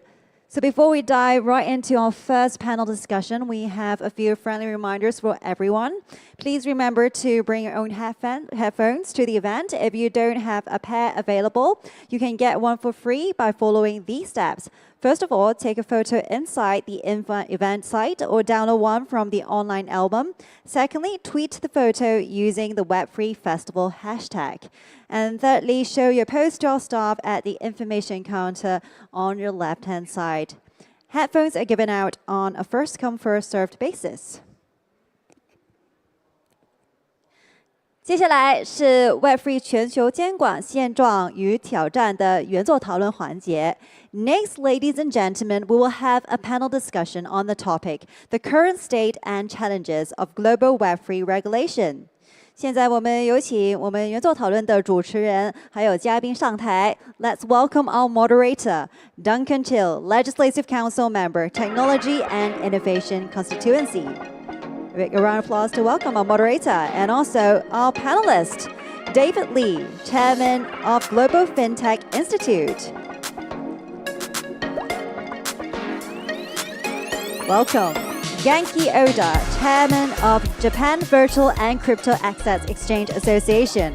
Welcome. And last but not least, we have Kevin Ghoston, Co-founder and Managing Partner of Key Global Advisors. 掌声有请我们的演讲嘉宾. A big round of applause to welcome our panelists and moderator. And now I'll pass the floor to our moderator, Duncan. Duncan, over to you now. Thank you. Morning, everyone. It's me again. So now the panel moderator for this section were three good friends, and I'm happy to have David, Oda-san, and Kevin with us today, and from different part of the world, sharing their prospects and insights of what Web3 crypto is happening in different countries. Maybe I'll start with a short self-introduction by each of our speakers. I'll invite David first to do a short introduction, and then we go into discussions. Yeah, thank you. First of all, it's such a great pleasure to be here in Hong Kong again and see the vibrancy of the Web3 communities. I am the chairman of the Global FinTech Institute. I'm also the professor at the Singapore University of Social Sciences. My research and also my investments is in the area of Web3. Hi, thank you for inviting me. My name is Genki, chairman of JVCA. And the JVCA is a self-regulatory organization of crypto in Japan. Thank you. Thank you. Kevin, please. Good morning. I'm Kevin Goldstein. My wife and I have a advisory business based in the United States, working in the ecosystem for more years than I can remember. And it's a delight to be here and join old friends and new friends. Thank you. Thank you, Kevin. So why don't we do, I think we all share last year's in the same festival here in Hong Kong. So can we do a short, summary or introductions of what do you think about that happened in your part of the country or in the globally? Can we do a, let's do a sharing-ish on the, especially on US, a lot happened, but I know Japan, there's many things happens in Japan as well, but let's, David, maybe we do a, about what you think about the past years. Yeah, a lot has happened actually, of course, mainly US, Hong Kong, Dubai, and the rest of the world. And in Singapore, we are still seeing license being issued, almost like a month, under the payments legislation, especially the MPI, major payment institution, that they could do crypto assets and so on.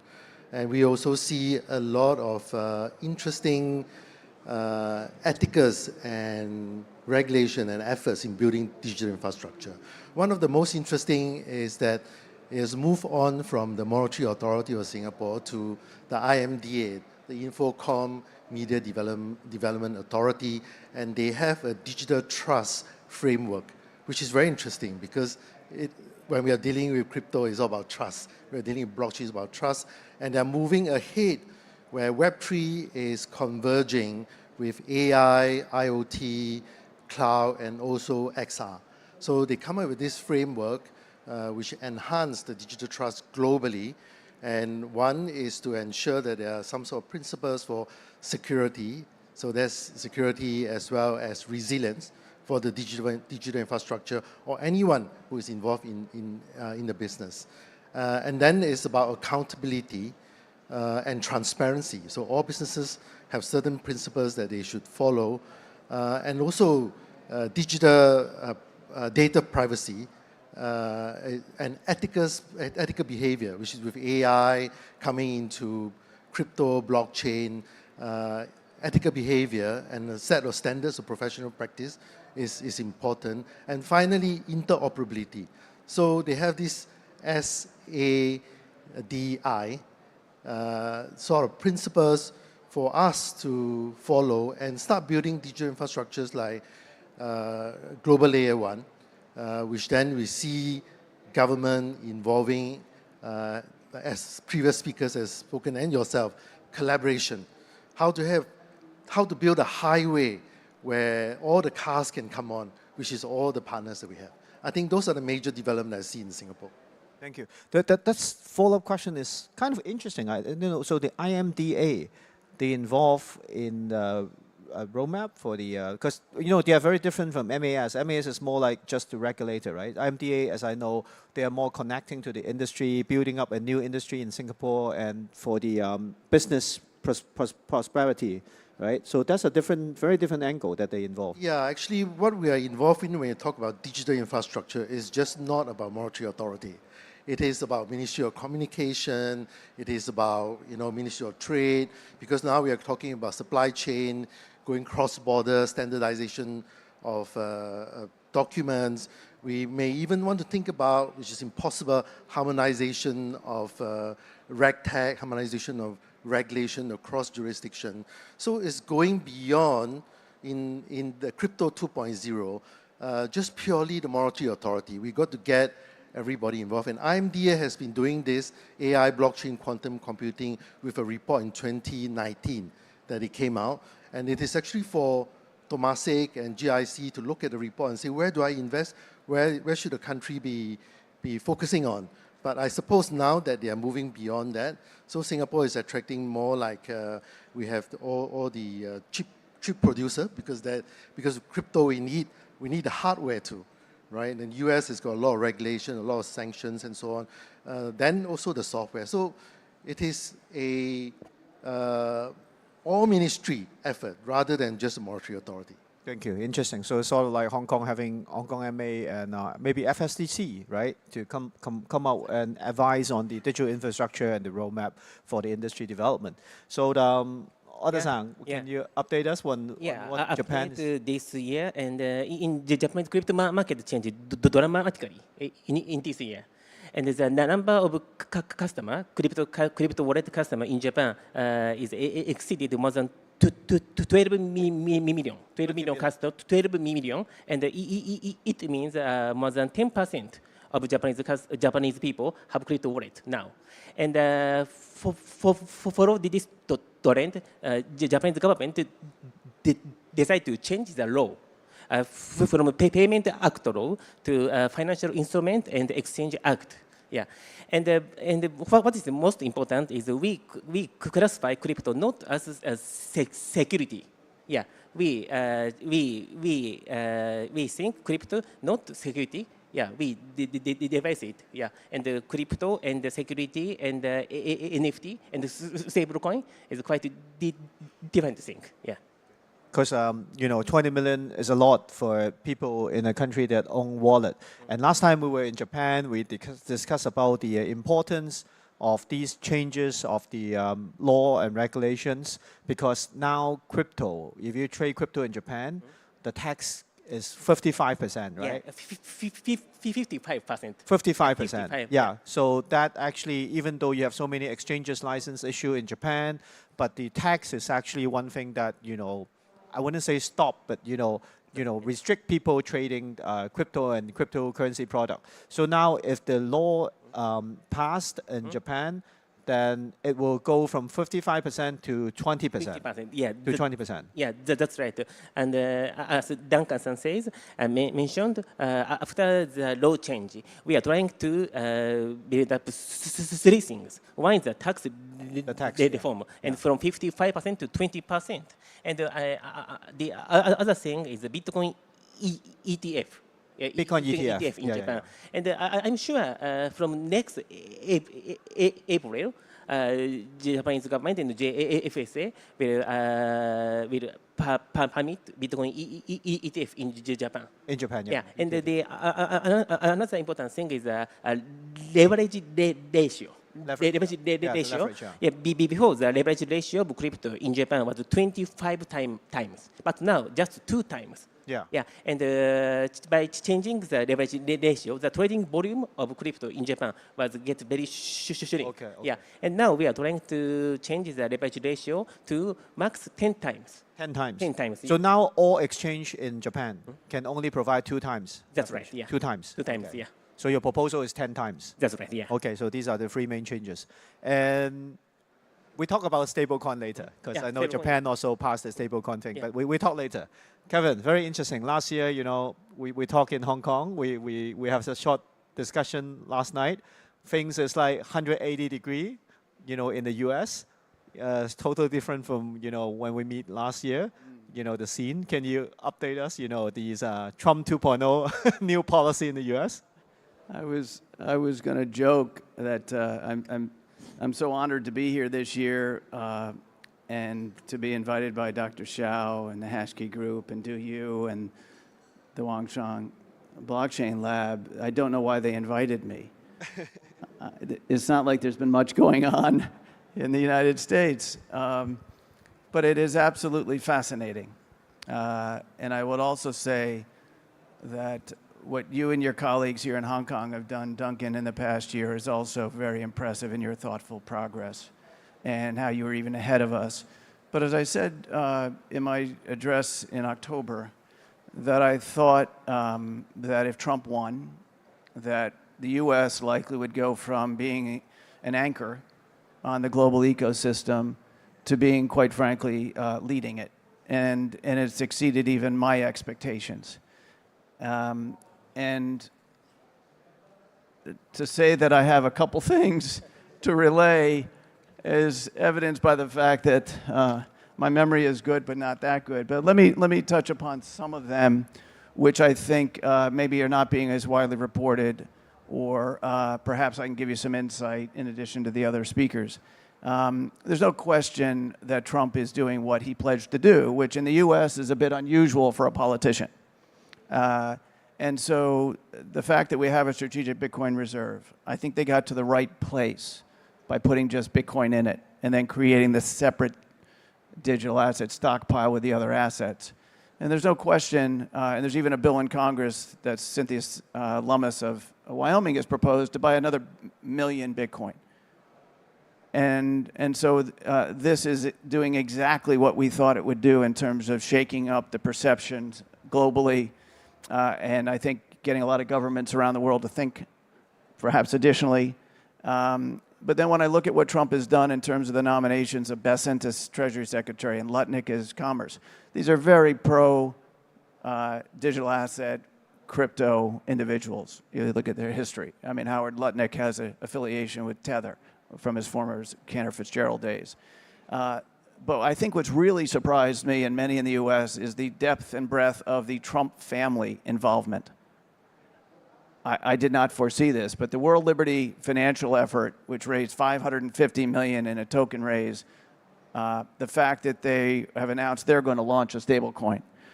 Recently, you may not have noticed that the Trump brothers are partnering up with a company called Hut 8 to create American Bitcoin, a specific mining effort. So the Trump family is all in, and some would say that the Trump wealth is now greater from our ecosystem than his history of real estate. So that is absolutely consistent with what he has been pledging to do and why I think we have a lot of confidence that he will continue to, as he said, make the U.S. the crypto capital of the world. As far as Congress, you're well aware of the stablecoin legislation that's moving on both houses. It is very fast to many, but I will tell you, and others are going to comment on this, they've been working on these for years. So while it's moving fast, a lot of the work has been being done for years, including by my friend Jason Brett, who's going to give a keynote in a little while.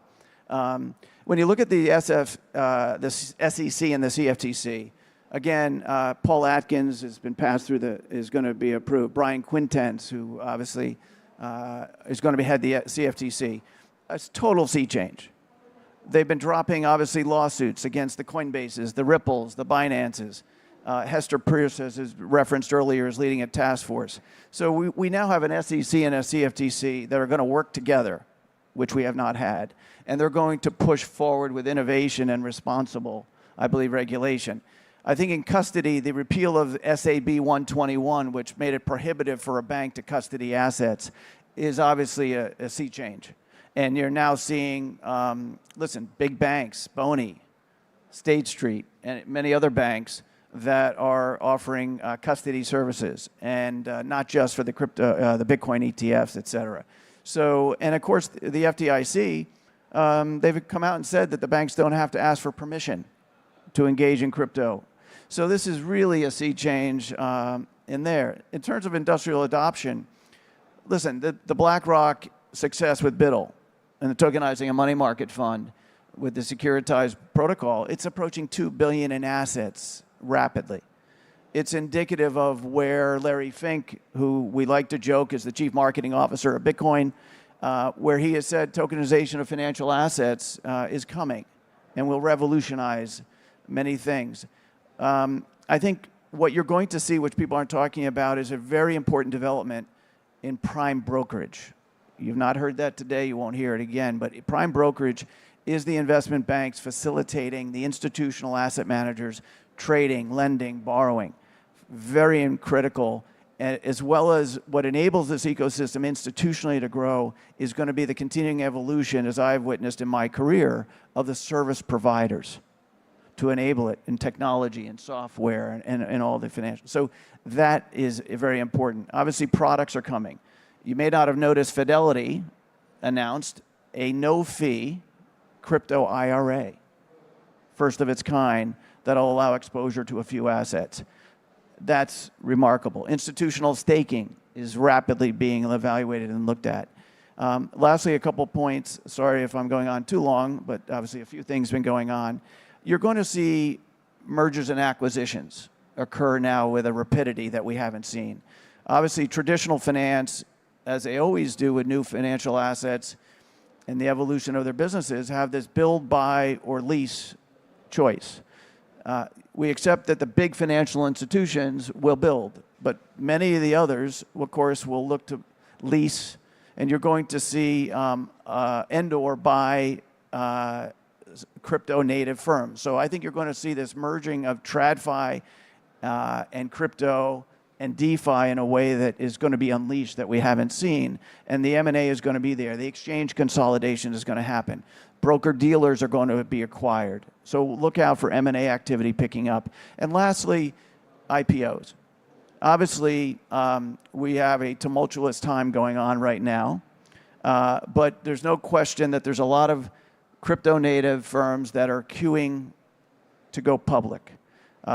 Obviously, Circle filed their S1.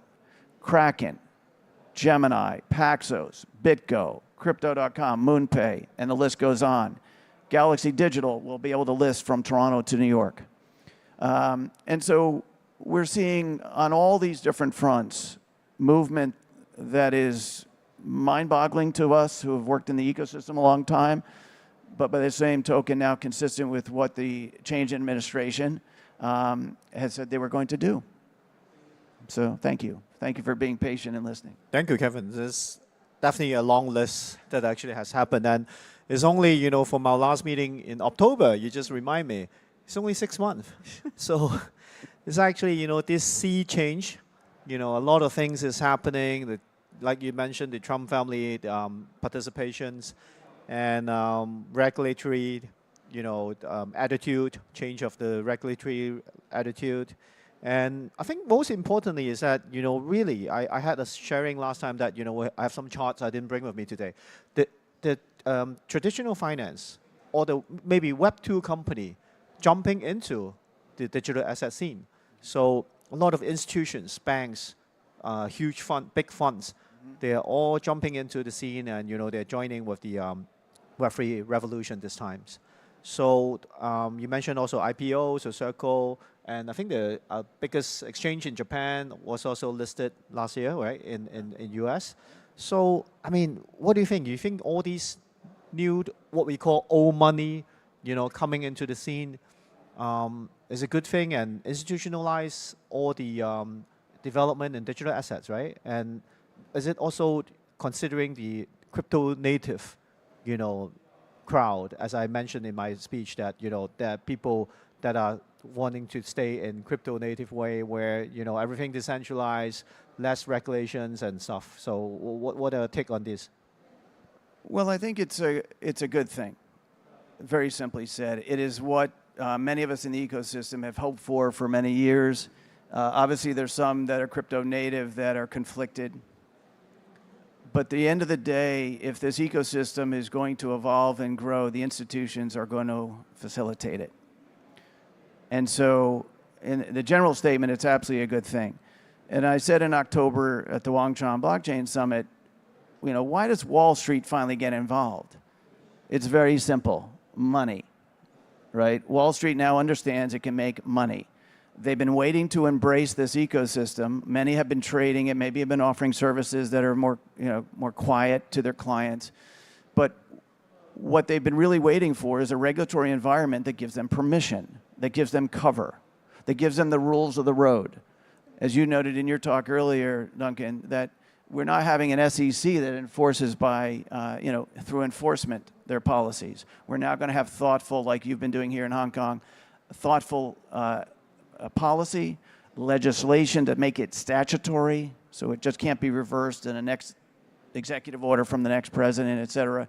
So there's no question that TradFi and DeFi are coming together. And what I think is going to be so interesting and what we all have to figure out is who are going to be the winners. But TradFi is absolutely going all in, more than most people realize. I know this because of my work. And I'm telling you, the banks have been waiting to be custody. The banks have been waiting to provide services to the institutional clients. Like I referenced prime brokerage, which has absolutely enabled the hedge fund industry to evolve globally. So it's such a good thing. All due respect to those who want crypto to stay retail. it's going to be institutional and retail on a scale that I think we haven't even, the wildest expectations are possible. Interesting. So we expect a lot more to come from the US, I think, in the next few months. It's only a few months into the Trump 2.0, so we expect. Well, and if I may add, Duncan, I think that Trump only has a window of months, okay? Because, again, we have a midterm election later next year. So the Trump organization, the Trump administration is working as fast as possible because they are well aware, as you may also be aware, that he has a very limited window to do all the things he's doing in his administration, but also certainly in this ecosystem. And if I may make one other comment, because obviously we exist not in a vacuum, but in a global economy. And I don't want to be remiss in not acknowledging that the world changed further last Wednesday with his announcement of tariffs. But as a student of history, I'd just like to share a quick comment. When Ronald Reagan became president in early '81, Paul Volcker crushed our economy by raising rates because we had stagflation. We had huge inflation that they had. The U.S. went into a recession in '81, '82. It wasn't pleasant, but that set the foundation for growth and the evolution of the financial markets in the U.S. from '82 to '99. So I would say to you that a lot of people are criticizing what the administration is doing. They may be right, they may be wrong, but what the Trump administration is trying to do, and Scott Bessent is very bright, and we don't necessarily like tariffs, and we like free and fair trade, generally speaking, but they're trying to restructure and reset an existing order that was not sustainable, to be blunt. So we may have some more turbulence. I don't know if we'll escape a recession in the U.S. and the implications for the world economy, and obviously the implications for our ecosystem. I'm well aware what Bitcoin did overnight, as we all are. But I would say, please be patient. Please keep the faith. And that if they're successful, and I think they will be, it will set up a period of prosperity for the U.S., and I believe the rest of the world, and most importantly for our ecosystem, that I'm very hopeful will be realized. Thank you for allowing me to say that. Yeah, I agree, Kevin. It's totally, I think it's a new economic paradigm that, bringing around. And I think with Trump, he has, more than 20 billionaires in his cabinet. He has been well advised by a lot of business people. Interesting to see how things turn out. I think the Hang Seng Index dropped 2,000 points as of now, but it's a new paradigm I think everyone has to face globally. And let's go back to Web3. We're gonna, we have other panel talk about tariff and stuff, so let's go back to Web3. But going back to stablecoin, we're going to switch back to Japan. And as we said, your exchange listed in the US, and stablecoin, actually, the bill has passed in Japan, right? Yeah. And we were in Japan last year. And by the way, we have to, give a brief introduction of JVCEA, Okay, yeah. right? Because this is the consortium represent Sure. all the exchanges in Japan. Yeah. And we were talking last year, and Sony, actually, when I was in Sonium, Japan, yeah. announced they're going to issue a stablecoin or the Sonium, the ecosystem. What is yeah. that about? Yeah. Okay. That's a big thing in Japan. Yeah. And first, as of stablecoin in 2023, yeah, 2023, the law as of stablecoin was enacted in Japan. And last year, the first stablecoin distributor license was permitted in Japan.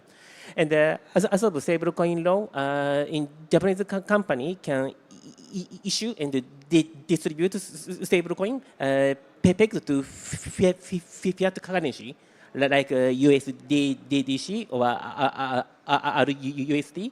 Yeah. And the JVCA is also the SRO of stablecoin too. And as Duncan mentioned, the Sonium is not stablecoin. Yeah, that is blockchain project. Yeah, That's not a stablecoin. Yeah. Not stablecoin. Yeah. Okay. So stablecoin, as we understand, is it going to be led by the MUFG group, the Mitsubishi group? Or? Yes, Mitsubishi Group trying to build up new stablecoin, and first in Japan, last month USDC was permitted to distribute in the Japanese market. Yeah, but I think in this year or next year, some stablecoin pegged to fiat currency will be start to for issue and distribute. Yes. Yeah. That's very interesting because that's also something that we are studying here in Hong Kong. You know how USDC was allowed to be distributed in Japan. I think that's a passport way that you created in Japan, which is a very new model. I think it's only in Japan, right? That's the first one. Maybe, yeah, only in Japan. Yeah, only in Japan. And stablecoin law is classified not as a crypto law. Yeah, it is separated crypto and stablecoin. Yeah, and the stablecoin law is governed by a Payment Act. Yeah, and as I said, now the cryptocurrency will be changed from Payment Act to Financial Instrument and Exchange Act. Yeah, but stablecoin is a Payment Act. Yeah. Okay, so let's go to David. I know, David, you've been not just familiar with the Singapore market, also Hong Kong, China. You have very involved in the whole development of the Web3 industries in Hong Kong. So we mentioned about what new announcements approach in the U.S. about the the Web3 and the VA digital asset related regulations. For the tariff, I know the Prime Minister of Singapore, Lawrence, he actually made a good video yesterday. A lot of people watch it, so he said he's not going to fight back or things or give impend new tariff against U.S. side. And I think that's a very calm and very needed video from Singapore about the intention about the tariff situation. But what about all these new changes in the U.S. about the Web3 and the crypto legislation? Has actually Singapore side has any feedback on the scene, the sea change in the U.S. or Okay, if I can recall, Paul Atkins and Hester Peirce actually made a visit to Hong Kong and Singapore in 2019 to look at how the crypto scene in Asia was doing. So there's extensive discussion with Hong Kong community and also Singapore. And you can see that whatever they were discussing there at that time of safe harbor, sandbox, and you look at all her writings in back to 2019, everything that she has announced in the last two months are based on what she has been talking about with Paul Atkins since 2019. So this is a team that in the world, to me, not only are familiar with the Web2 financial architecture and infrastructure and regulation, and how regulation can change another entire landscape of finance, but they are also the team that really know about Web3 because they have been lying low for 6 years. And now they get a chance to do what they want to do. And I feel that the whole world is focusing on the US, especially if we just talk about the stable coins, and your presentation actually summarized quite a lot of them. But I think the most important thing that we are seeing now is that all these tariffs and so on, as a lot of hedge fund managers, they are looking at it as just a way to negotiate for the new financial landscape that we're going to see in the next 1 to 2 years. And that includes China in the conversation. And that's only through the trade. So this is a very short time period, and I think the market is reacting correctly. We need to have a deflation after so many years of QE from 2008. And Satoshi Nakamoto is exactly right that, and all his wishes are, or all their wishes are now being seen. So it is a good thing to see market coming down 2,000 points. It will cause pain, but a cold turkey from the economics viewpoint is the only way to reshuffle the cards and to ensure that we have a financial system ready for crypto 3.0. We're at 2.0. So we have stable coins. We have all the sandbox that have collaboration. We are building government open permissionless blockchain, which is the highway for different cars to come on.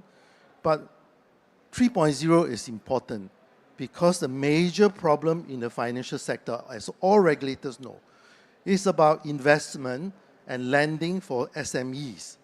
What can Crypto 3.0 do for financial inclusion? What can we put on all the financial instruments into that so that US can take the lead and the rest? So US is all in and Asia will be all out to support the kind of initiative, so to ensure that whatever hasn't been able to solve by World Bank, IMF, IFC, and central banks will be solved by what Satoshi Nakamoto has always been talking about in that white paper. And this is why we are all here about Web3. Why we are here, it is not about punting, it is not about Singapore launching perpetual futures, but those are important. Because you don't launch the perpetual futures, there's no trading volume in the underlying instrument. How can we use this instrument to raise funds for the SMEs who account for 80% of employment in the world? So we have to refocus. What is Hester Peirce, Paul Atkins, and all the regulators in Hong Kong, Singapore, Dubai, and the rest of the world thinking? It is not only MAGA. It is not only Make America Great Again. It's MTWGA. It is about making the world great again. Wow, that's a very big perspective, making the world great with the technology. So I think technology always change people's, how we live, how we actually, do business whatsoever. So that touch on a little bit on what I want to share next is the future. What do we expect either from your country or from the technology? What innovation that we're looking forward to? Because from my work, I share about my perspective for the next 1-2 years that I want to advocate. Right, is Hong Kong doing clear product classifications? Finish the legislation that we actually tabled, the consultations that we've done, the VOTC, custodian, product issuance, token issuance in Hong Kong, how we define is this securities or this is not security, which is for professional investors, which is for retail investors. So these roadmap, I think, is going to take us, as legislator or the government regulatory department, the next 1-2 years work. So what about from your perspective, from things that you're working on? What do you expect the next 1-2 year and what you foresee will happen, David? Okay, the first thing I want to say, which a lot of people don't see, is that AI is going to cause a lot of damage. AI is going to have a lot of scams. AI is going to produce a lot of false receipts to make accounting really bad. AI is going to ensure that all the, especially the generative AI and AI agent, without crypto, without blockchain, without Web3, is going to be very damaging for the economy. And the compliance cost for AI is going to be tremendous. You think that Web3 compliance cost is going to be high, but AI compliance cost is going to be multifold as compared to Web3. So this is where the opportunity for Web3 to come in and say that this is the time that we need to make trust important again. And the only way to create trust is through blockchain. The only way to create trust is through crypto. The only way to have instant payments to payments, the only way to have instant payments versus delivery is through crypto.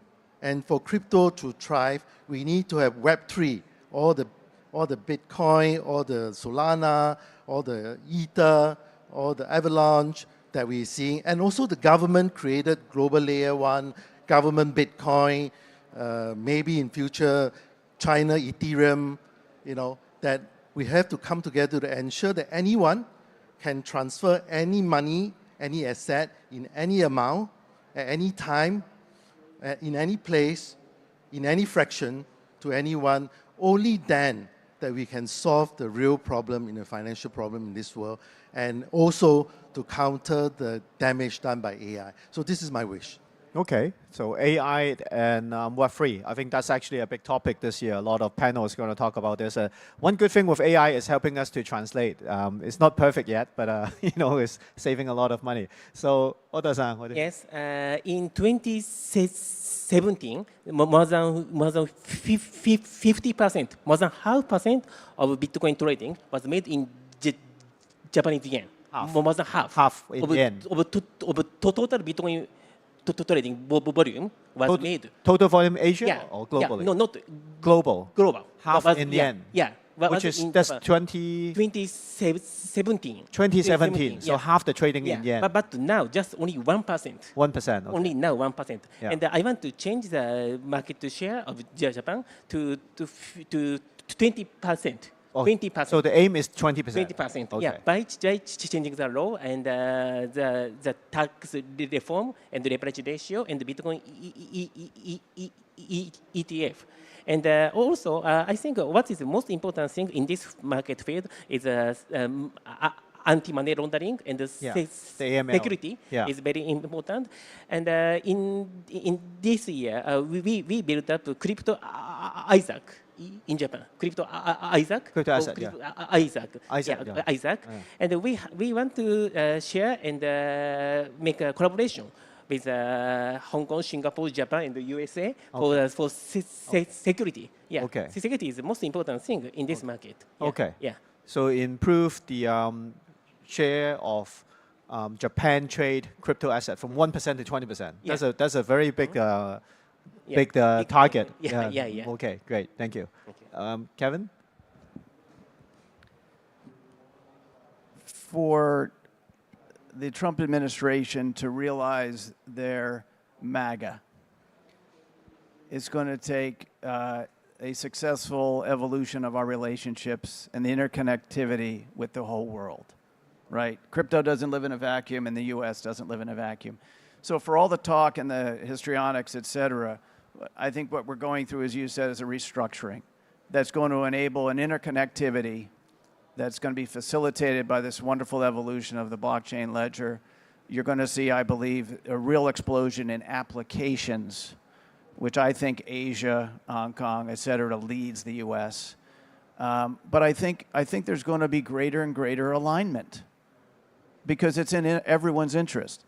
So on the regulation front, the fact that the U.S. is finally stepping up and perhaps reassuming its historical lead in regulation, you know, the opportunities for Hong Kong to align themselves, but to also differentiate themselves, as well as Singapore, as well as Japan, et cetera, is there.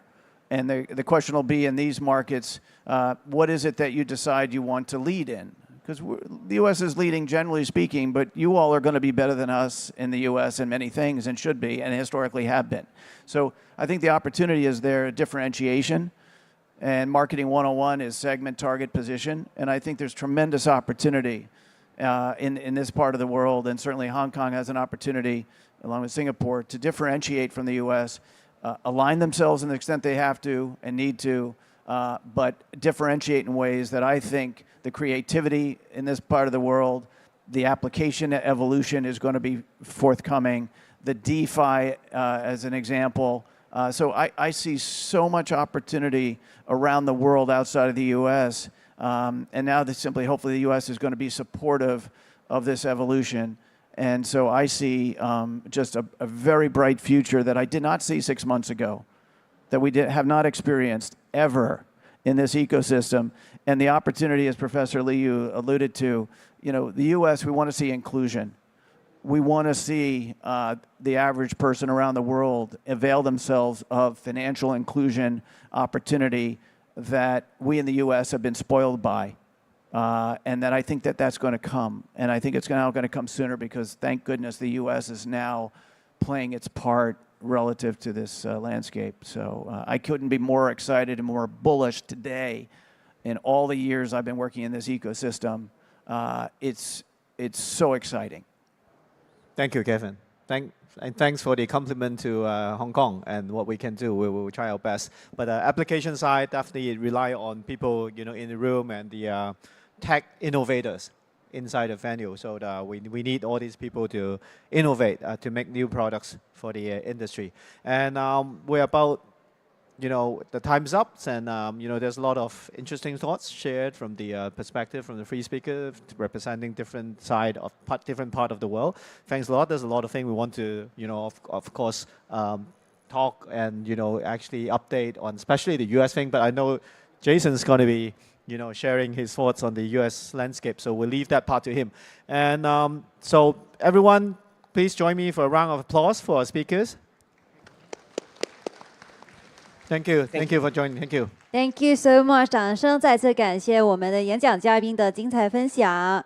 请就座 Once again, a big round of applause to thank all our panelists and our moderator for sharing their expertise and experiences with us. We enjoyed it a lot, and I'm sure everyone here has some great takeaways and useful insights on the topic, current state and challenge of global Web3 regulation. So today we're very privileged to have many experts and entrepreneurs joining us today to share with us their experiences. So we do hope that everyone here can make the most of it. If you have any questions, do feel free to reach out to them. 那在我们进行下一个演讲之前，有一个温馨提示，我们有一个礼品的兑换的活动。那在会看里面，你们可以看到在赞助商 logo 页有主办方 Title Sponsor 钻石所有 Co-organizer 白金黄金 Networking Lounge Coffee Bar 赞助商 logo 下方只有个盖章处。那活动期间，只要集齐我们指定区域内的所有印章，就可以前往我们咨询台兑换礼品了。So now, ladies and gentlemen, let's move on to our next keynote speech. 接下来，我们有请 Bitcoin Policy Institute 联合创始人 David Sell 先生带来的分享。Next, ladies and gentlemen, let's welcome Mr. David Sell, co-founder Bitcoin Policy Institute, to the stage to share with us a keynote speech. A big round of applause to welcome him. 掌声有请。Hello, hello, hello. Thank you so much to the organizers of the Hong Kong Web3 Festival for inviting me to come here all the way from Washington, D.C. To speak with you all. So my name is David Zell, and I'm the co-founder and co-president of the Bitcoin Policy Institute.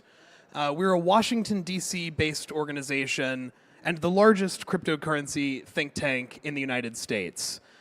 So what do? We primarily write research about the relationship between Bitcoin and the US government's interests. We work very closely and regularly with members of Congress and the White House. And our core focus the past few months has been the strategic Bitcoin reserve. So today I'm going to talk about a few things. First, I'm going to sort of walk you through the evolving landscape of Bitcoin policy in America, sort of how we got from a very hostile and negative approach from the government toward our industry to where we are now, walk you through the recent regulatory developments, especially the SBR, and talk about some implications for the future. So, Trump 1.0. For those of you that have been around crypto for a while, you may remember that Trump was not always in love with digital assets. His administration didn't do a lot, one way or the other in the first go-around with respect to crypto. Notably, at the very end of his first term, you may recall that Secretary Mnuchin pushed for a very last-minute provision that would essentially kill hosted wallets. And that proposal was shot down at the 11th hour. So, there were very limited crypto-friendly policies and a focus on compliance and enforcement. So the big question that I want to help answer today is, how did we get from this? In 2019, Donald Trump tweeted, "I am not a fan of Bitcoin and cryptocurrencies, which are not money, and whose value is highly volatile and based on thin air. Unregulated crypto assets can facilitate unlawful behavior, including drug trade and other illegal activity." That was in 2019. Just a few months ago, we had this: the establishment of the Strategic Bitcoin Reserve and the United States Digital Asset Stockpile. So, why did America and the Trump administration specifically decide to pivot on Bitcoin? I think there are three main trends that kind of formed the tailwinds for this shift. The first is increased adoption and legitimacy. During the past few years, we've seen, as many of you know, a drastic uptick in interest in cryptocurrency from Wall Street, in particular BlackRock.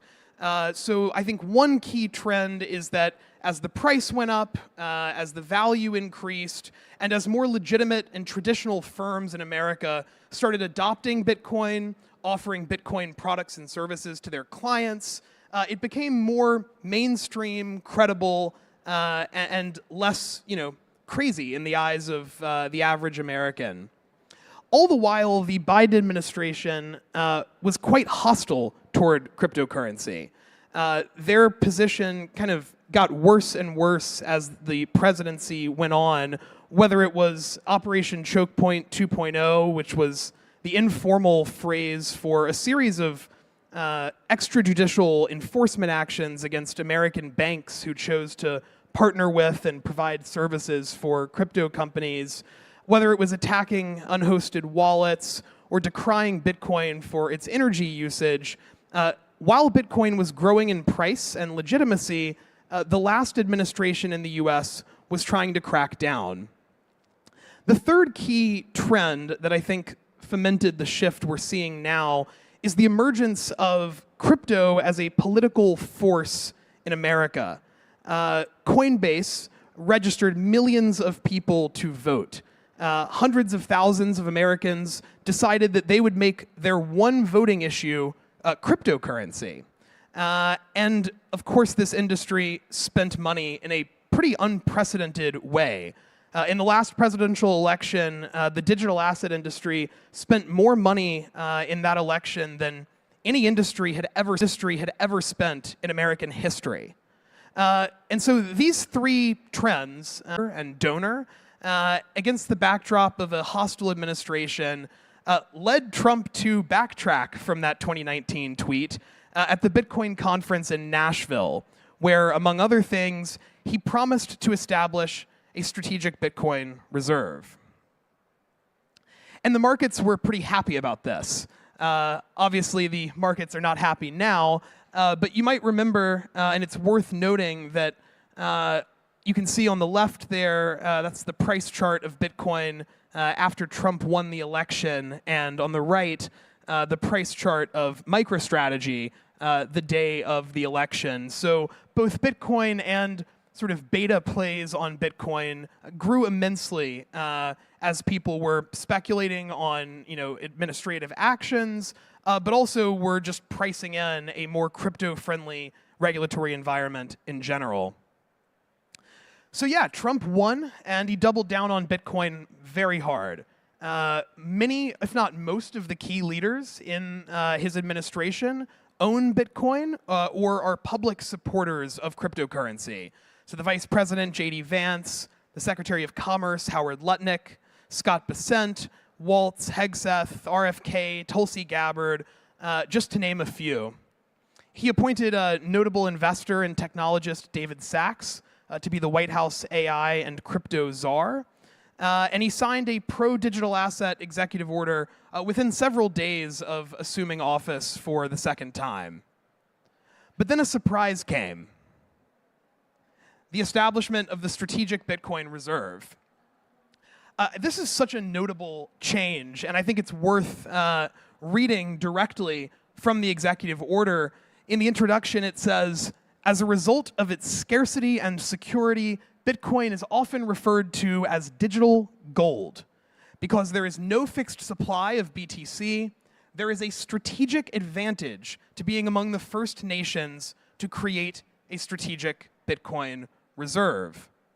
Later on, it says, quote, the Secretary of the Treasury and the Secretary of Commerce shall develop strategies for acquiring additional government BTC, provided that those strategies are budget neutral and do not impose incremental costs on US taxpayers.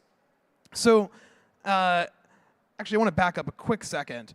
This executive order is the law of the land in the United States. It can't really be understated the extent to which this is a massive, massive phase shift. And just to break it down, the executive order did a few things. It created this strategic reserve, which is essentially just a fancy name for the coins that we already have. it created a digital asset stockpile, which is just a fancy name for the other cryptocurrencies that the US already holds. But the piece of this that I think is most notable is that the Treasury and Commerce departments are explicitly directed to acquire more Bitcoin. So that brings us to today. A few things are brewing. The first is that executive order also mandated an official accounting of the US government's Bitcoin holdings. They've been reported to be around 200,000 coins, but many of those belong to Bitfinex. And it's believed, although rumored, that the Biden administration may have sold a significant number of coins. So that's actually supposed to come on Monday morning US time. So in a few hours, we should get a clearer picture of just how many Bitcoins the US government holds. These budget-neutral strategies to acquire more Bitcoin are being drafted and analyzed and debated. And in Congress, the Bitcoin Act, Senator Lummis's bill, which, if passed, would require the US government to buy 1 million Bitcoins, is gaining surprising momentum in Congress. When it was originally introduced, it had no co-sponsors. It was just one senator. Now that bill, after being reintroduced, has 6 Senate co-sponsors and a companion bill in the House. So one question that I think has been on a lot of people's minds is, to what extent is this just bluster and hype? And to what extent are this executive order and these actions indicative of a serious intent to accumulate Bitcoin? I think it really is the latter. Bo Hines, who is the executive director of the President's Council on Digital Assets, said at a recorded panel not too long ago, he was asked, how many Bitcoins does the US government want? And he laughed and shrugged his shoulders and said, that's like asking how many dollars I want or how much gold I want. My administration wants to acquire as much Bitcoin as we physically can, so long as it does not impose burdens on the taxpayer. So what are the implications for the rest of the world and for Asia specifically? I think the biggest is that Bitcoin is now officially endorsed by the United States as a strategic, neutral reserve asset. The framing of digital gold, both by key administration officials and codified in the executive order, is quite significant. We went from Bitcoin being called highly volatile and based on thin air to being called digital gold formally. And I think that this pro-Bitcoin policy is likely to intensify. Many onlookers were skeptical and thought that once Donald Trump was elected president, he would just kind of leave the crypto thing behind. That he just sort of wanted to placate voters and win an election, and then he would sort of work on other things. And I think that at the time, when he just took office, that was not an unreasonable assessment. But the fact that his administration has continued to double down on Bitcoin signals that this was more than bluster, more than a campaign promise, because he's not running for office again. So he has no incentive to pass an executive order and to direct his cabinet to pursue Bitcoin purchases, unless that's genuinely what he wanted to do. The next important implication is that Bitcoin's political risk, at least in the United States, has effectively gone to zero. For a long time, as investors were weighing whether to buy Bitcoin and crypto and how much to buy, the constant overhang was that governments may ban it, that if it got too large, the United States would simply not let this exist. That risk is over, and I'm not sure that the market has fully priced that in.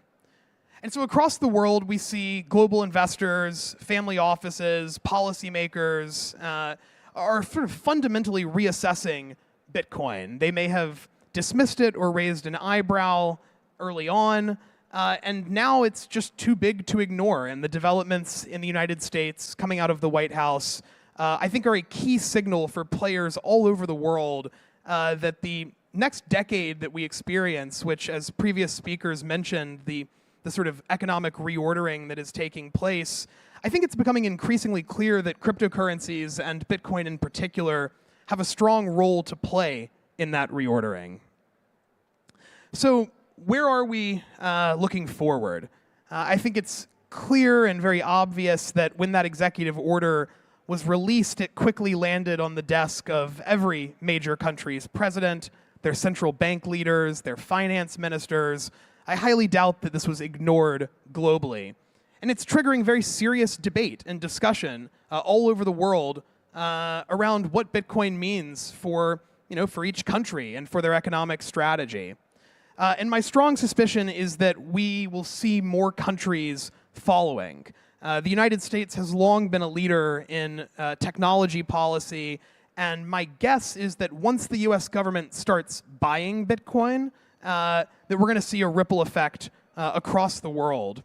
And we're also seeing a ripple effect of the Bitcoin strategies that are being employed by American companies, notably MicroStrategy was a vehicle for many investors to try to gain sort of leverage on Bitcoin, so to speak. And we're seeing companies emulate a similar strategy all over the world, whether it's Metaplanet in Japan, which has surpassed a $1 billion USD valuation, or more recently, the announcement of a company just like Metaplanet and MicroStrategy here in Hong Kong, HKCEC Holdings, otherwise known as Moon Inc., recently became the first company in China to formally adopt a Bitcoin treasury. So thank you all for, again, inviting me. I've had a wonderful time here in Hong Kong and at this conference, and I look forward to getting to know more of you as this trip continues. So thanks for letting me share my insights. I appreciate it. Thank you, David. 掌声感谢 Fabulous presentation. Thank you so much for sharing your insights on the topic U.S. Bitcoin policy. 接下来，我们有请北京大学教授陈仲教授来到我们台上带来分享。Next, we will have a keynote speech from Chen Zhong, professor at Peking University. A big round of applause, please, to welcome him. 掌声有请。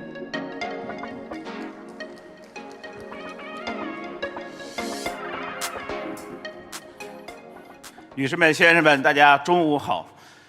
非常高兴应这个会议主办方的邀请，来参加这个 Web3 的嘉年华。那我想跟大家分享的题目呢，是 Web 3.0的区块链的技术创新和制度创新的融合。那么我是来自于北京大学，那么北京大学也是在科技部的重大专项当中，作为一个重要的团队不仅参与了这个自主研发的区块链基础平台的研制，也有很多在区块链基础理论、关键技术、治理技术、平台和示范应用方面的一些实践。特别是我们看到在做这个学术的研究的时候，那它不仅仅是限于国内的这个联盟链的这种研究，那更多的呢是关注到全球包括今年我们在这个 ISTA 当中的唯一的一个最佳论文奖，也是关注了在这个 Smart Contract， 就是这个智能合约当中的这个密码学的这个缺陷的发现等等这些方面。但是今天呢，我想分享的呢，我们会注意到这个2024年制度经济学的学者获得了诺贝尔经济学奖，他们的学术研究通过历史的数据，这个展示了制度的设计和技术之间的关系，而且某种意义上讲，这个制度的设计的话呢，更加的这个重要。因此，我们也是会看到这个观察到区块链的应用是典型的技术和制度创新紧密结合的产物，制度设计恐怕尤为重要。那么区块链的技术创新呢，其实我们会看到它是诸多的创新当中的一个非常有里程碑的一项工作，也是在支撑 Web 3.0的这个发展。那么区块链就像前面的嘉宾所分享这个当中，我们看到呢，它这个解决了关注的重点是信任和价值这两个方面。那么它同时呢，也有这个比较强有力的一些理论的研究的支撑，包括新的这个数字经济学和货币的国家化等等。那么元宇宙 Metaverse 我们也会注意到，它并不是一项单一的技术，但是呢，它有一个相应的这样的一个边界，使得呢我们整个的互联网 Web 3.0向未来的发展，这个还在这个路上。根据 Gartner 的这个报告来看的话呢，大约到2030年啊，我们才能看到一个成熟的这个元宇宙的这样的一个模式出现。但是呢，在这个当中，我们会看到 Web 3的这个技术以及呢这个价值的这种交易和交换，在里边扮演的重要的这个角色，并且呢，我们会看到从它的这个发展的过程当中啊，在数字货币、这个区块链啊以及 Web 3啊，起到一个核心重要的一个支撑的作用。那我们也看到了今天的这个 AIGC， 实际上它也是在诸多的技术这个积累之下，比方说互联网的大连接所产生的大数据的积累，使得深度神经网络的这个算法的成熟和算力的支撑，对这些数据驱动的这样的一种方式的处理，使得它能够进行大规模的知识的生成，形成一个大智能。所以我们整体上去看这个计算的时代，计算机的发明，使得我们过去用算法和编程由软件工程师设计好的这个数据结构，使得我们能够做大量的信息处理，支撑了我们今天的信息互联网。而今天的大语言模型所形成的，实际上是在所有人工智能发展过程当中，深度神经网络的机器学习算法和它的数据驱动的方式，那么形成了一个从信息处理再进一步上升到知识处理。如果我们说这个数据是毫无价值的，那信息在特定的时空领域对特定的人是有价值的，那么知识呢是有一个普遍的价值的。因此我们会看到今天的数据互联，或者我们所声称的信息互联网，向未来的价值互联的变迁，那么 AIGC 也会扮演一个非常重要的角色。只不过我们会看到这些技术的发展仍然在过程之中，它的制度性的设计和经济模式的这个形成的过程还有待于大家的一个贡献。那么从区块链来看的话呢，我们从技术的角度会看到它有这个价值仅有价值的互联叫这个 value only 的这种应用，比方说我们的比特币系统。那比方说在以太坊的平台上，能够把价值和业务结合起来，形成了一个大的互联。那么在大陆或者内地，更多鼓励的联盟链的这个应用，是一种仅有业务互联的这样一个方式，或者叫无币的区块链。那么这些方面的这个进展，实际上底层还有相应的这个技术的支撑。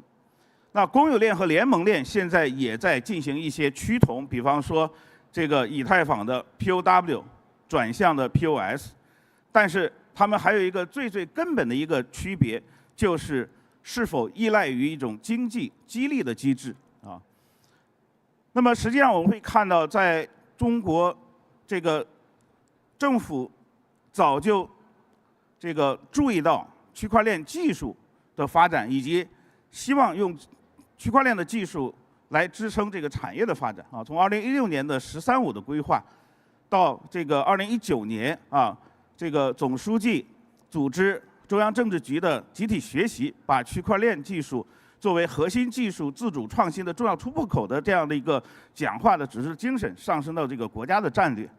那么以及呢，我们会看到在“14+5”的规划里边，把区块链作为数字经济这个数字产业组成的一个重要部分。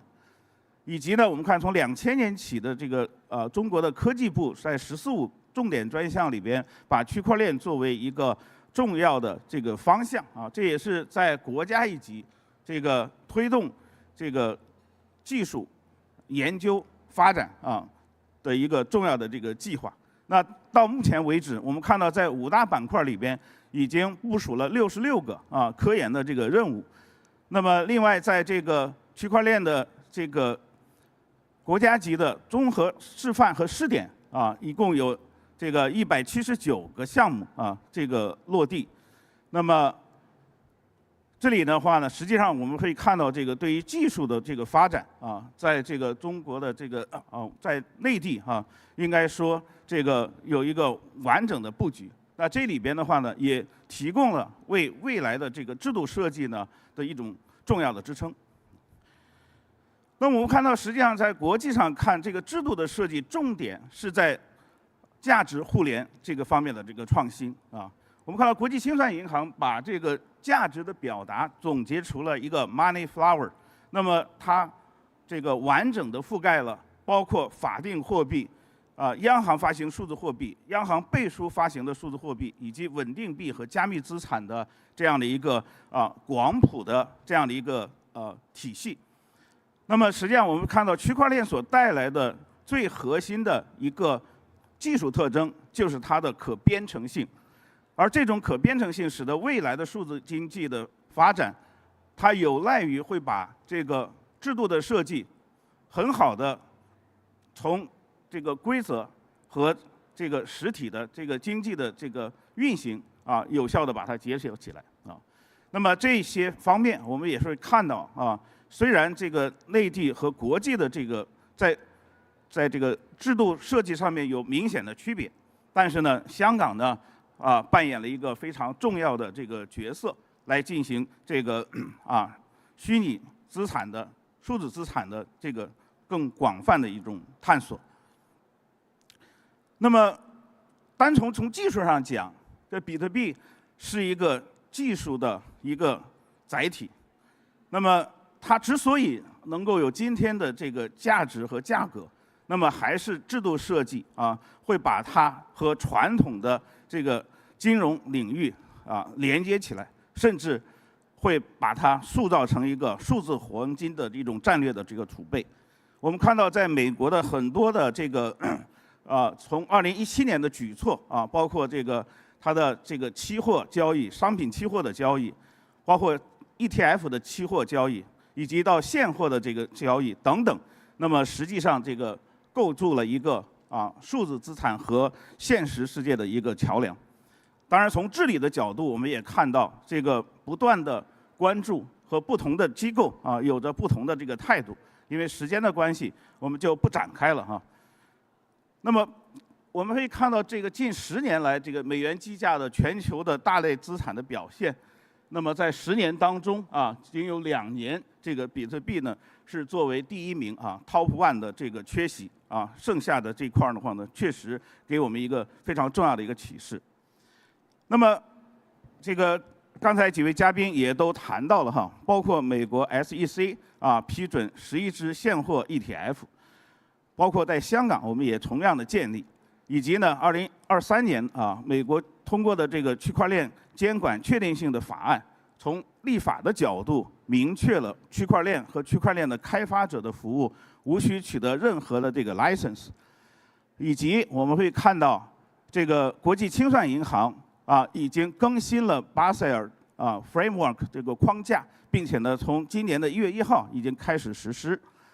那么我们还看到这个美国的财务会计准则委员会 FASB 把这个公允价值这个加密货币的公允价值作为一个会计的准则，修改了会计准则，使得这个我们的上市公司有了一个这个依据那么也是说我们真正的入表从这个里面表现出来。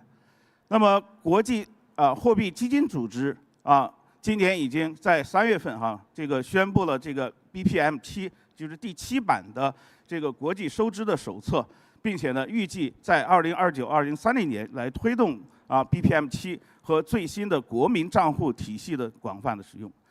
这个比特币的战略储备刚才这个前位演讲也都涉及到了。那么实际上我们看到，包括这个 Stablecoin 那么实际上我们看到，在整体上未来的这个经济的运作的体系当中那么这个新的这种价值表达，它的占比必将会在过去整体的这个份额当中会有一个新的表现。那么好，这个香港呢，其实我们可以看到，在制度创新，特别是在结合技术的制度创新里边，具有独特的这个位置。我们刚才看到了这个几位嘉宾都分享了这个在香港推进的进展。在这儿呢，我想还补充一下哈，就是在这个 Web 3.0标准化的这个方面的进展的话呢，其实是把这个技术和制度的设计有效结合的一个底层的支持。比方说，我们可以看到这个对 Web 3.0的这个数字原生生态体系的认知，它在香港我们明确地表达了它包含Web 3加密经济体系作为它的一个核心。那么另外的话呢，我们也会把这个联盟链、公有链，在这个 token 化的这个整个的版图里边，所以面向不同的问题，给出了它的技术和协议多维度发展的一个路线图。那么这样的话，我们在金融和服务以及呢和实体这个经济结合的方面，怎么样去利用这个数字资产？这个有资产的支持和无资产的支持，以及包括央行发行的这个数字货币之间能构成一个完整的技术和制度结合的一个版图。那最后呢，我想说的话呢，作为区块链作为一项技术，我们可以看到它在中美的博弈当中依然列在这个关键和新兴技术的清单当中。2020年它实际上是作为1级目录。但是到2022年呢，我们发现它放在了金融科技的下面。那么每2年的这个更新，到了2024年，我们会发现区块链的技术是放在数据隐私、数据安全和网络安全下面的这个2级目录的第1个。那说明这一项技术依然是在未来会发挥重要作用的一个技术方面。那么我们看到北京和上海这个关于这个元宇宙互联网3.0的行动计划，以及这个在我们的这个工信部所出台的这些这个3年的行动计划当中，实际上呢，它的内涵都涉及到了我们对未来 Web 3.0的期待。那么 Web 3.0呢，也是作为这个两会这个代表的议案提出来并且呢，我们看到这个中国在制定这个 Web 3.0指导意见这样的一个政策文件的这个过程当中那么所以呢，最后呢，我想说，这个我们健全促进实体经济和数字经济深度融合的这样一种制度的设计，来推动高质量发展，是我们未来的希望，特别是结合香港这个在制度创新方面的这个它的一个独特的地位。所以我们会看到，在技术创新方面这个在内陆已经有很好的一个布局。我们把它定义成一个开放环境下新型区块链的基础平台。那么它能够去融合这个联盟链和公有链的技术。那概括起来，它能够起到的作用就是体系结构可演进，内置监管与合规，链内链间可支付，锚定法币双循环。我们也希望这样的一个技术的创新和香港的在价值互联、数字信任方面制度创新的有机的结合，能够去支持我们整个在国际上把内地、香港和全球联系起来，形成一个跨域的协同。我们也期待呢，这个在新的这个世界的这个大的变革的格局方面，我们能够在这方面的话呢，能够取得一些这个推动和成功。好，我的分享呢就到这里，谢谢大家。谢谢，掌声感谢陈仲先生的宝贵分享。接下来，我们有请香港特别行政区政府财经事务及库务局副局长陈浩濂先生上台演讲。掌声有请。Next, let's welcome Mr. Joseph H.L. Chan, JP Undersecretary for Financial Services and the Treasury Financial Services and the Treasury Bureau, the Government of the HKSAR. Welcome.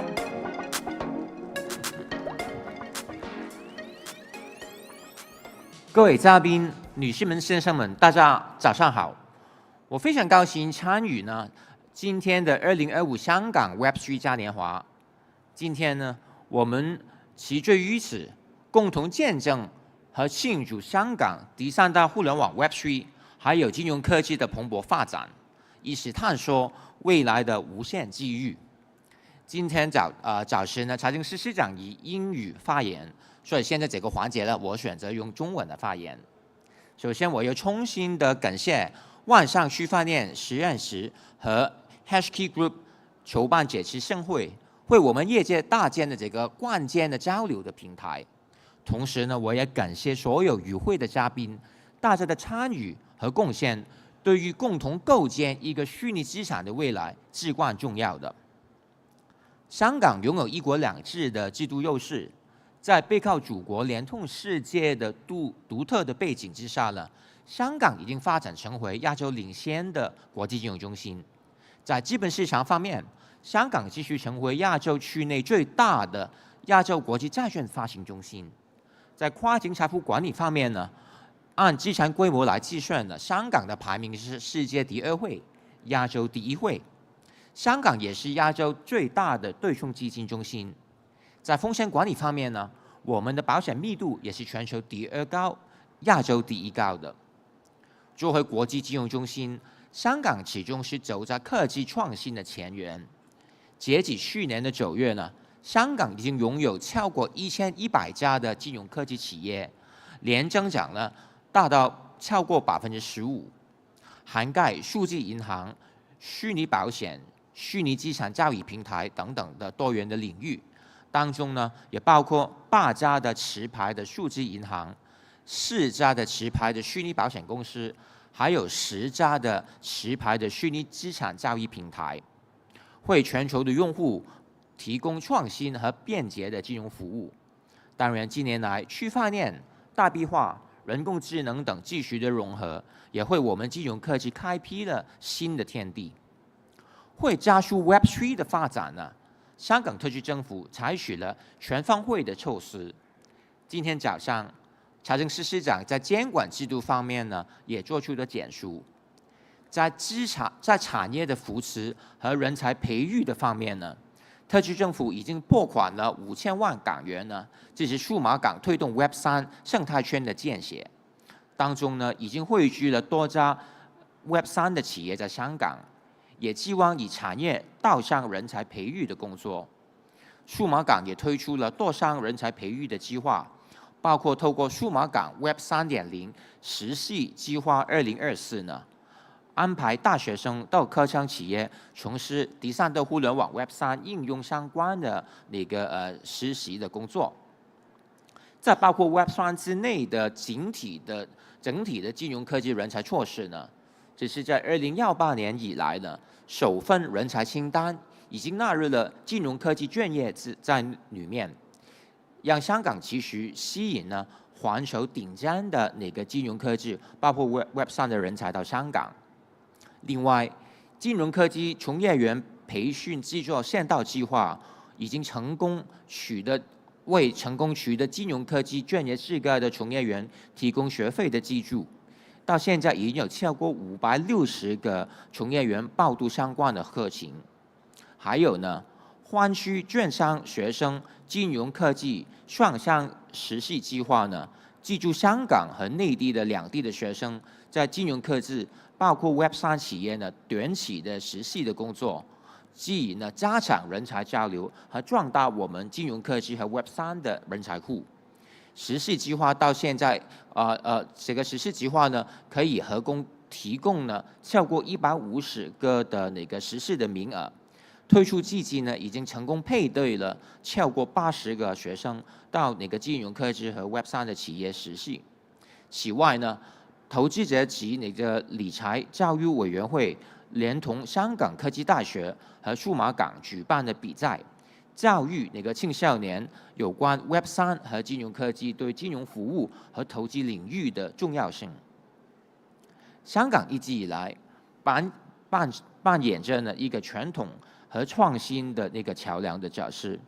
作为排名世界第3、亚洲第1位的国际金融中心，我们不敢矢志不渝地培育一个充满活力、安全和具前进性的区块链和金融科技的生态圈，也致力于推动行业的创新和可持续发展。我们期待与全球的伙伴携手，共同开创 Web3 和金融科技的新时代。展望将来了，香港的目标不单只是要成为亚洲 Web3 的枢纽，更是全球创新网络的重要的节点。我们将持续完善我们监管的框架，鼓励继续的应用落地，并通过国际化的平台，很像今天的嘉年华，促进跨界别交流和合作。在此我再次感谢万象区块链实验室、HK Group 还有所有合作伙伴支持 Web3 的发展，也感谢在座每一位的参与，就让我们携手共同合作，以科技推动未来，一起为 Web3 的可持续发展努力。谢谢大家。谢谢，感谢陈浩连先生的精彩致辞，请就坐。Thank you, Joseph, for insightful sharing. Please be seated. 接下来，我们有请我们早上最后一位的嘉宾 ，Keybridge Advisors 董事总经理 Jason Brett 上台演讲。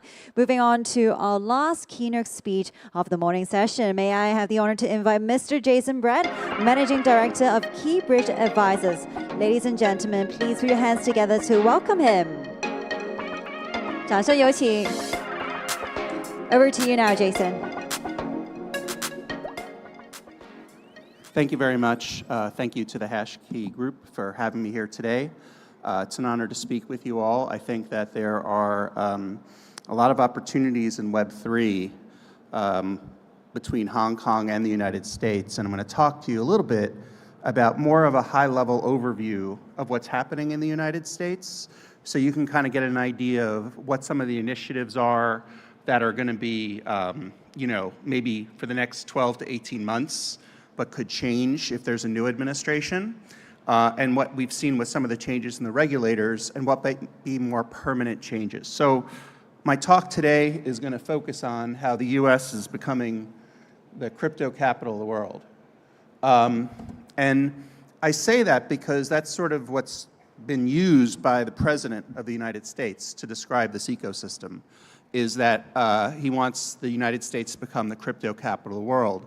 And as been described before, this is really a 180-degree change from where before we had an administration in the White House that was pushing back on this technology, thinking there was a lot of ill that came from it and problems, and people in the United States weren't able to develop the software, sometimes under threat of persecution, and sometimes people, like companies having their bank accounts closed, simply trying to work in this space, or bank charters being revoked or not given at all based on the idea that they were even considering working in crypto.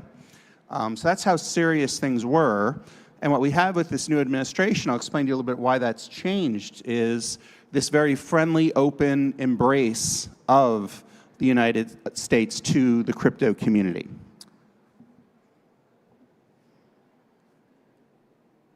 So you saw this earlier from my colleague, David Zell, and you heard Kevin Goldstein talk about it a little bit as well on the panel about sort of this shift that we've seen.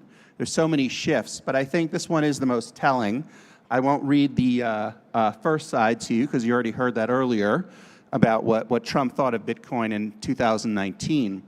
What's important about that is 2019 was very different with the way people thought about Bitcoin in the United States. It wasn't as well known as it is now, and at the time, Facebook, now Meta, had just introduced this idea of their own stablecoin, a global stablecoin or world coin.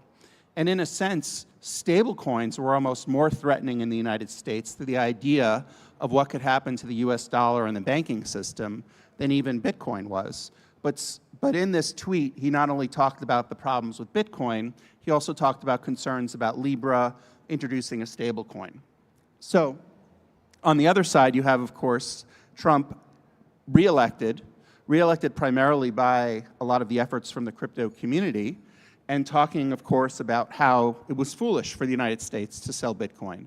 So this represents one element of the way he changed his view on Bitcoin. But there's reasons for that, and I'm going to go over that in a minute. Basically, the first of three things is first of all, there's executive momentum, regulatory clarity, and then you're going to see what I call sort of legislative firepower that should be the real indicators to you of what might change the United States. First of all, the idea of being the crypto capital of the world. The U.S. leadership is trying to take leadership in the digital financial technology. This is an executive order.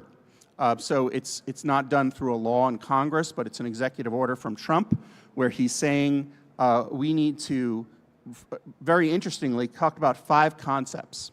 The first concept was that we're not going to persecute anyone working on blockchain technology. That means that the developers, people trying to validate or mine, other different aspects of the work that you would do, that you wouldn't face persecution. That's what was led with this executive order.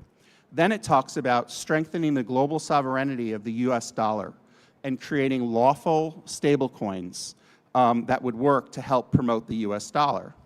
The third was creating open and fair access to banking. I talked a little bit about how a lot of the crypto companies were being debanked in the United States.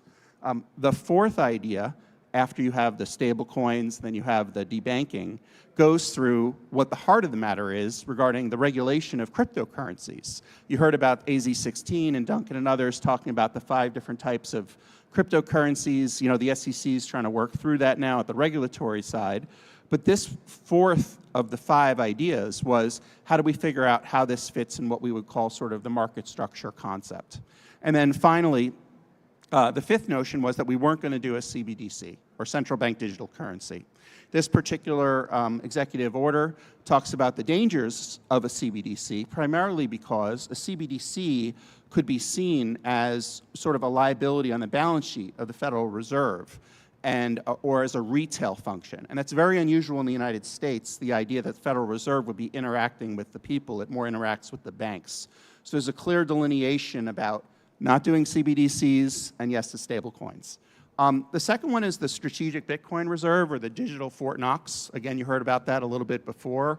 I think what's important about that is there's this notion of like what exactly this does. To be clear, the United States already has all these Bitcoin. It's really a matter of putting it in one account and having it be accounted for. And then there is some ideas about maybe buying more Bitcoin and also the stockpile to keep track of all the other cryptocurrencies. But the idea is that sort of saying that like Bitcoin and crypto are both special, right? And keeping it in the US as sort of a reserve, which is similar to what the United States did back in 1930s, when they decided they needed gold to stay in the United States. They didn't want to see gold being pushed overseas. So there's actually an order back then where people actually had to turn in their gold to banks. Now, I'm not saying this is designed for people to turn in their Bitcoin to the United States, but it's of the same premise that it's seen as a very special asset, so we need to do things to keep it in the United States. And then finally, so that's your sort of digital Fort Knox, so to speak, or the idea of Bitcoin as gold. Finally, the one that probably you haven't heard much about at all, but is very important to note, is blockchain payments, or America's bank account. This is modernizing payments to and from America's bank account. So what this is saying is that it's going to, in the United States, we're going to stop issuing paper checks from our Treasury to pay for anything that might be like Social Security or welfare payments or anything along those lines, getting your tax refund. It's going 100% electronic, and it's going 100% electronic by September 30th, according to this executive order. What this leaves the door open to is the idea of using blockchain, right, the technology, because it does say in this executive order that you can actually use digital wallets as part of transmitting the funds of the United States government to its citizens and back. It, of course, goes over the idea of using a bank account, debit credit cards, but it notably says, as the third option, is digital wallets or other electronic forms of payment. So this particular executive order really addresses the story of payments, right? Maybe we'll have stable coins one day. Maybe I'll have a US stable coin that I'll pay some of my taxes with. So that's, again, the executive momentum. And I call it momentum because we've seen this all shift before, where we have a new president and this could all go away in a few years. So it is something to watch as far as the direction of this particular administration in the United States right now in 2025. there's been a regulatory reset. So this is important because with any election in the United States, there are new regulators that are put in place. And so whether it's the SEC, the CFTC, the banking regulators like the FTC, I'm formerly an FDIC banking regulator during the global financial crisis, have already started to do things to make it more friendly for crypto. You've heard a little bit about that before, but what I think is important is for the last 4 years, we've seen this enforcement first approach. We've seen lawsuits filed against the industry, and we've seen banks really stop crypto adoption. It had kind of been formed in 2020 by Brian Brooks, who was the former acting comptroller of the OCC, who designed all of this. But then for 4 years, it was basically blocked, any adoption of crypto into the banking system. And what is most interesting about this trend for the regulatory reset is that we don't even have the leaders in place yet. Like Paul Atkins for the SEC, he hasn't even become the chair under the Trump administration. The CFTC, we haven't seen Brian Quintes officially become the chair of the CFTC. Now, both are likely going to be, nominated and secured in Congress and the Senate, right? But to see regulators acting so quickly, like you heard about the SEC trying to figure out how to regulate tokens, the CFTC looking at ideas about using stablecoins for collateral on trades. These are all really items that normally you would wait for a chair to come in to start executing all these things. So there's a real push, particularly in the SEC and the CFTC, from the presidency, from the administration, which is also a very unprecedented concept in the United States. This should explain to you just how fast crypto is moving in the United States, because typically the president defers really to what the SEC does, or the CFTC does, or let's say the Federal Reserve. In other words, it's supposed to be an independent agency. So the fact that they're acting in this way, and that even the SEC and the CFTC are included in the first executive order I mentioned before about modernizing American digital finance, that it's almost being directed by the administration is very unusual, if not, perhaps not even supposed to be the way you do things. It's supposed to be these agencies decide things on their own, but they're clearly taking their cues from this particular administration, and that's what's accelerating the SEC. They just announced that stablecoins would be covered stablecoin. In other words, not going to be a securities, which really leaves the door open for stablecoins. So again, you're seeing the regulatory clarity approach now, trying to figure out how this whole ecosystem can work for Web3 in the United States. You're seeing lawsuits now dropped against the industry, and now the banks are accelerating crypto adoption. The FDIC and the OCC actually changed their way of needing this letter of approval before a bank actually engages in crypto. Now you can just do it, which really makes the most sense, specifically as a former FDIC regulator, because it's about safety and soundness in the banking system. So really you should be able to choose what sort of permissible banking activity you want to do without checking with the regulator. The reason the regulator's there is to actually watch over what you're doing and making sure you're doing it in a safe and sound manner, and then tell you if you're not. They're not supposed to tell you which activities you can and cannot do. And then finally, I'll just wrap up with the legislative, what I call firepower, or the two-pillar approach. And this is what I would say is really your two North Stars to what's happening in the United States. The first is the building around the idea of a regulatory licensing and reserves for dollar-backed stablecoins. We have the Genius Act that's in the Senate, and we have the Stable Act that's in the House. These are the names of these two stablecoin bills that are both moving. The Senate's already out of committee. Neither the House or the Senate has voted on it. One of the big obstacles is going to be in the Senate, because you need at least 60 votes in our Senate, and that means you would need at least 8 Democrats or 8 people from the other party that have had some objections to stablecoins. So what that's going to mean is you're going to see probably stablecoin legislation where the big fight is going to be really around whether companies like Meta or X by Elon Musk are allowed to be a stablecoin provider. It's going to allow non-banks to provide stablecoins under a federal banking concept, a charter, so to speak, and a regime that could be either at the federal or state level. So these are all normal, but the idea is going to be, and the big fight's going to be really at the end of the day, is a principle in the United States, which is really to keep banking separate from commerce, right? In other words, there should be banking activities, and there should be activities that you might be buying and sell things on Facebook Marketplace or whatever that might look like.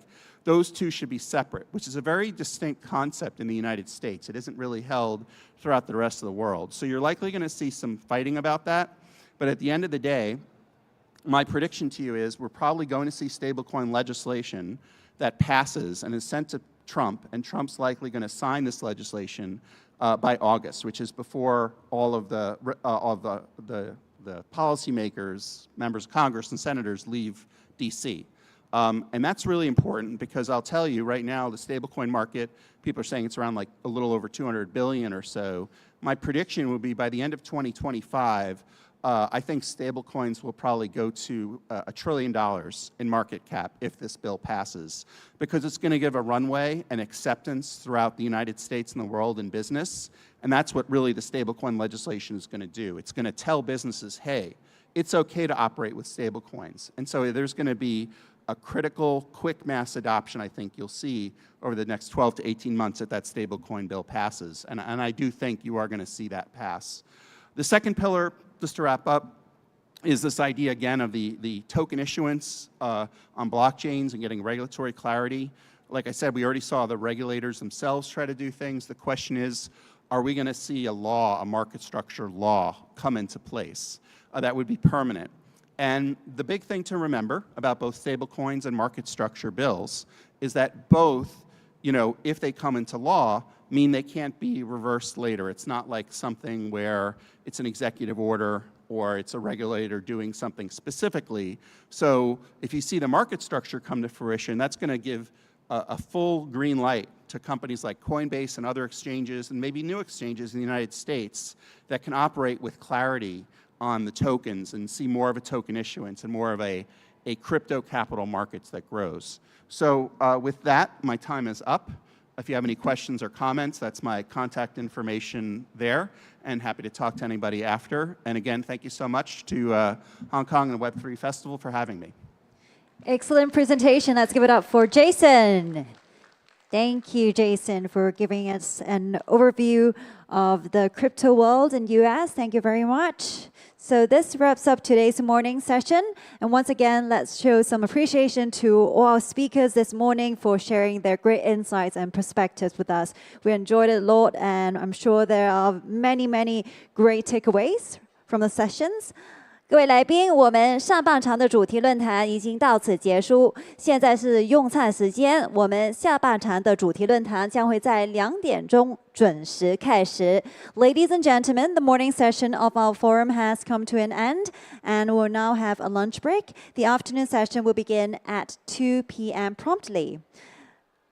请允许我再次代表主办方感谢冠名赞助商 Ton Foundation、GMGN、OKX Web3 以及钻石赞助商 UMI、Platon、ZA Bank、博时国际战略合作伙伴香港数码港、香港投资推广署和香港贸易发展局支持机构香港旅游发展局的大力支持，再次感谢我们的赞助商。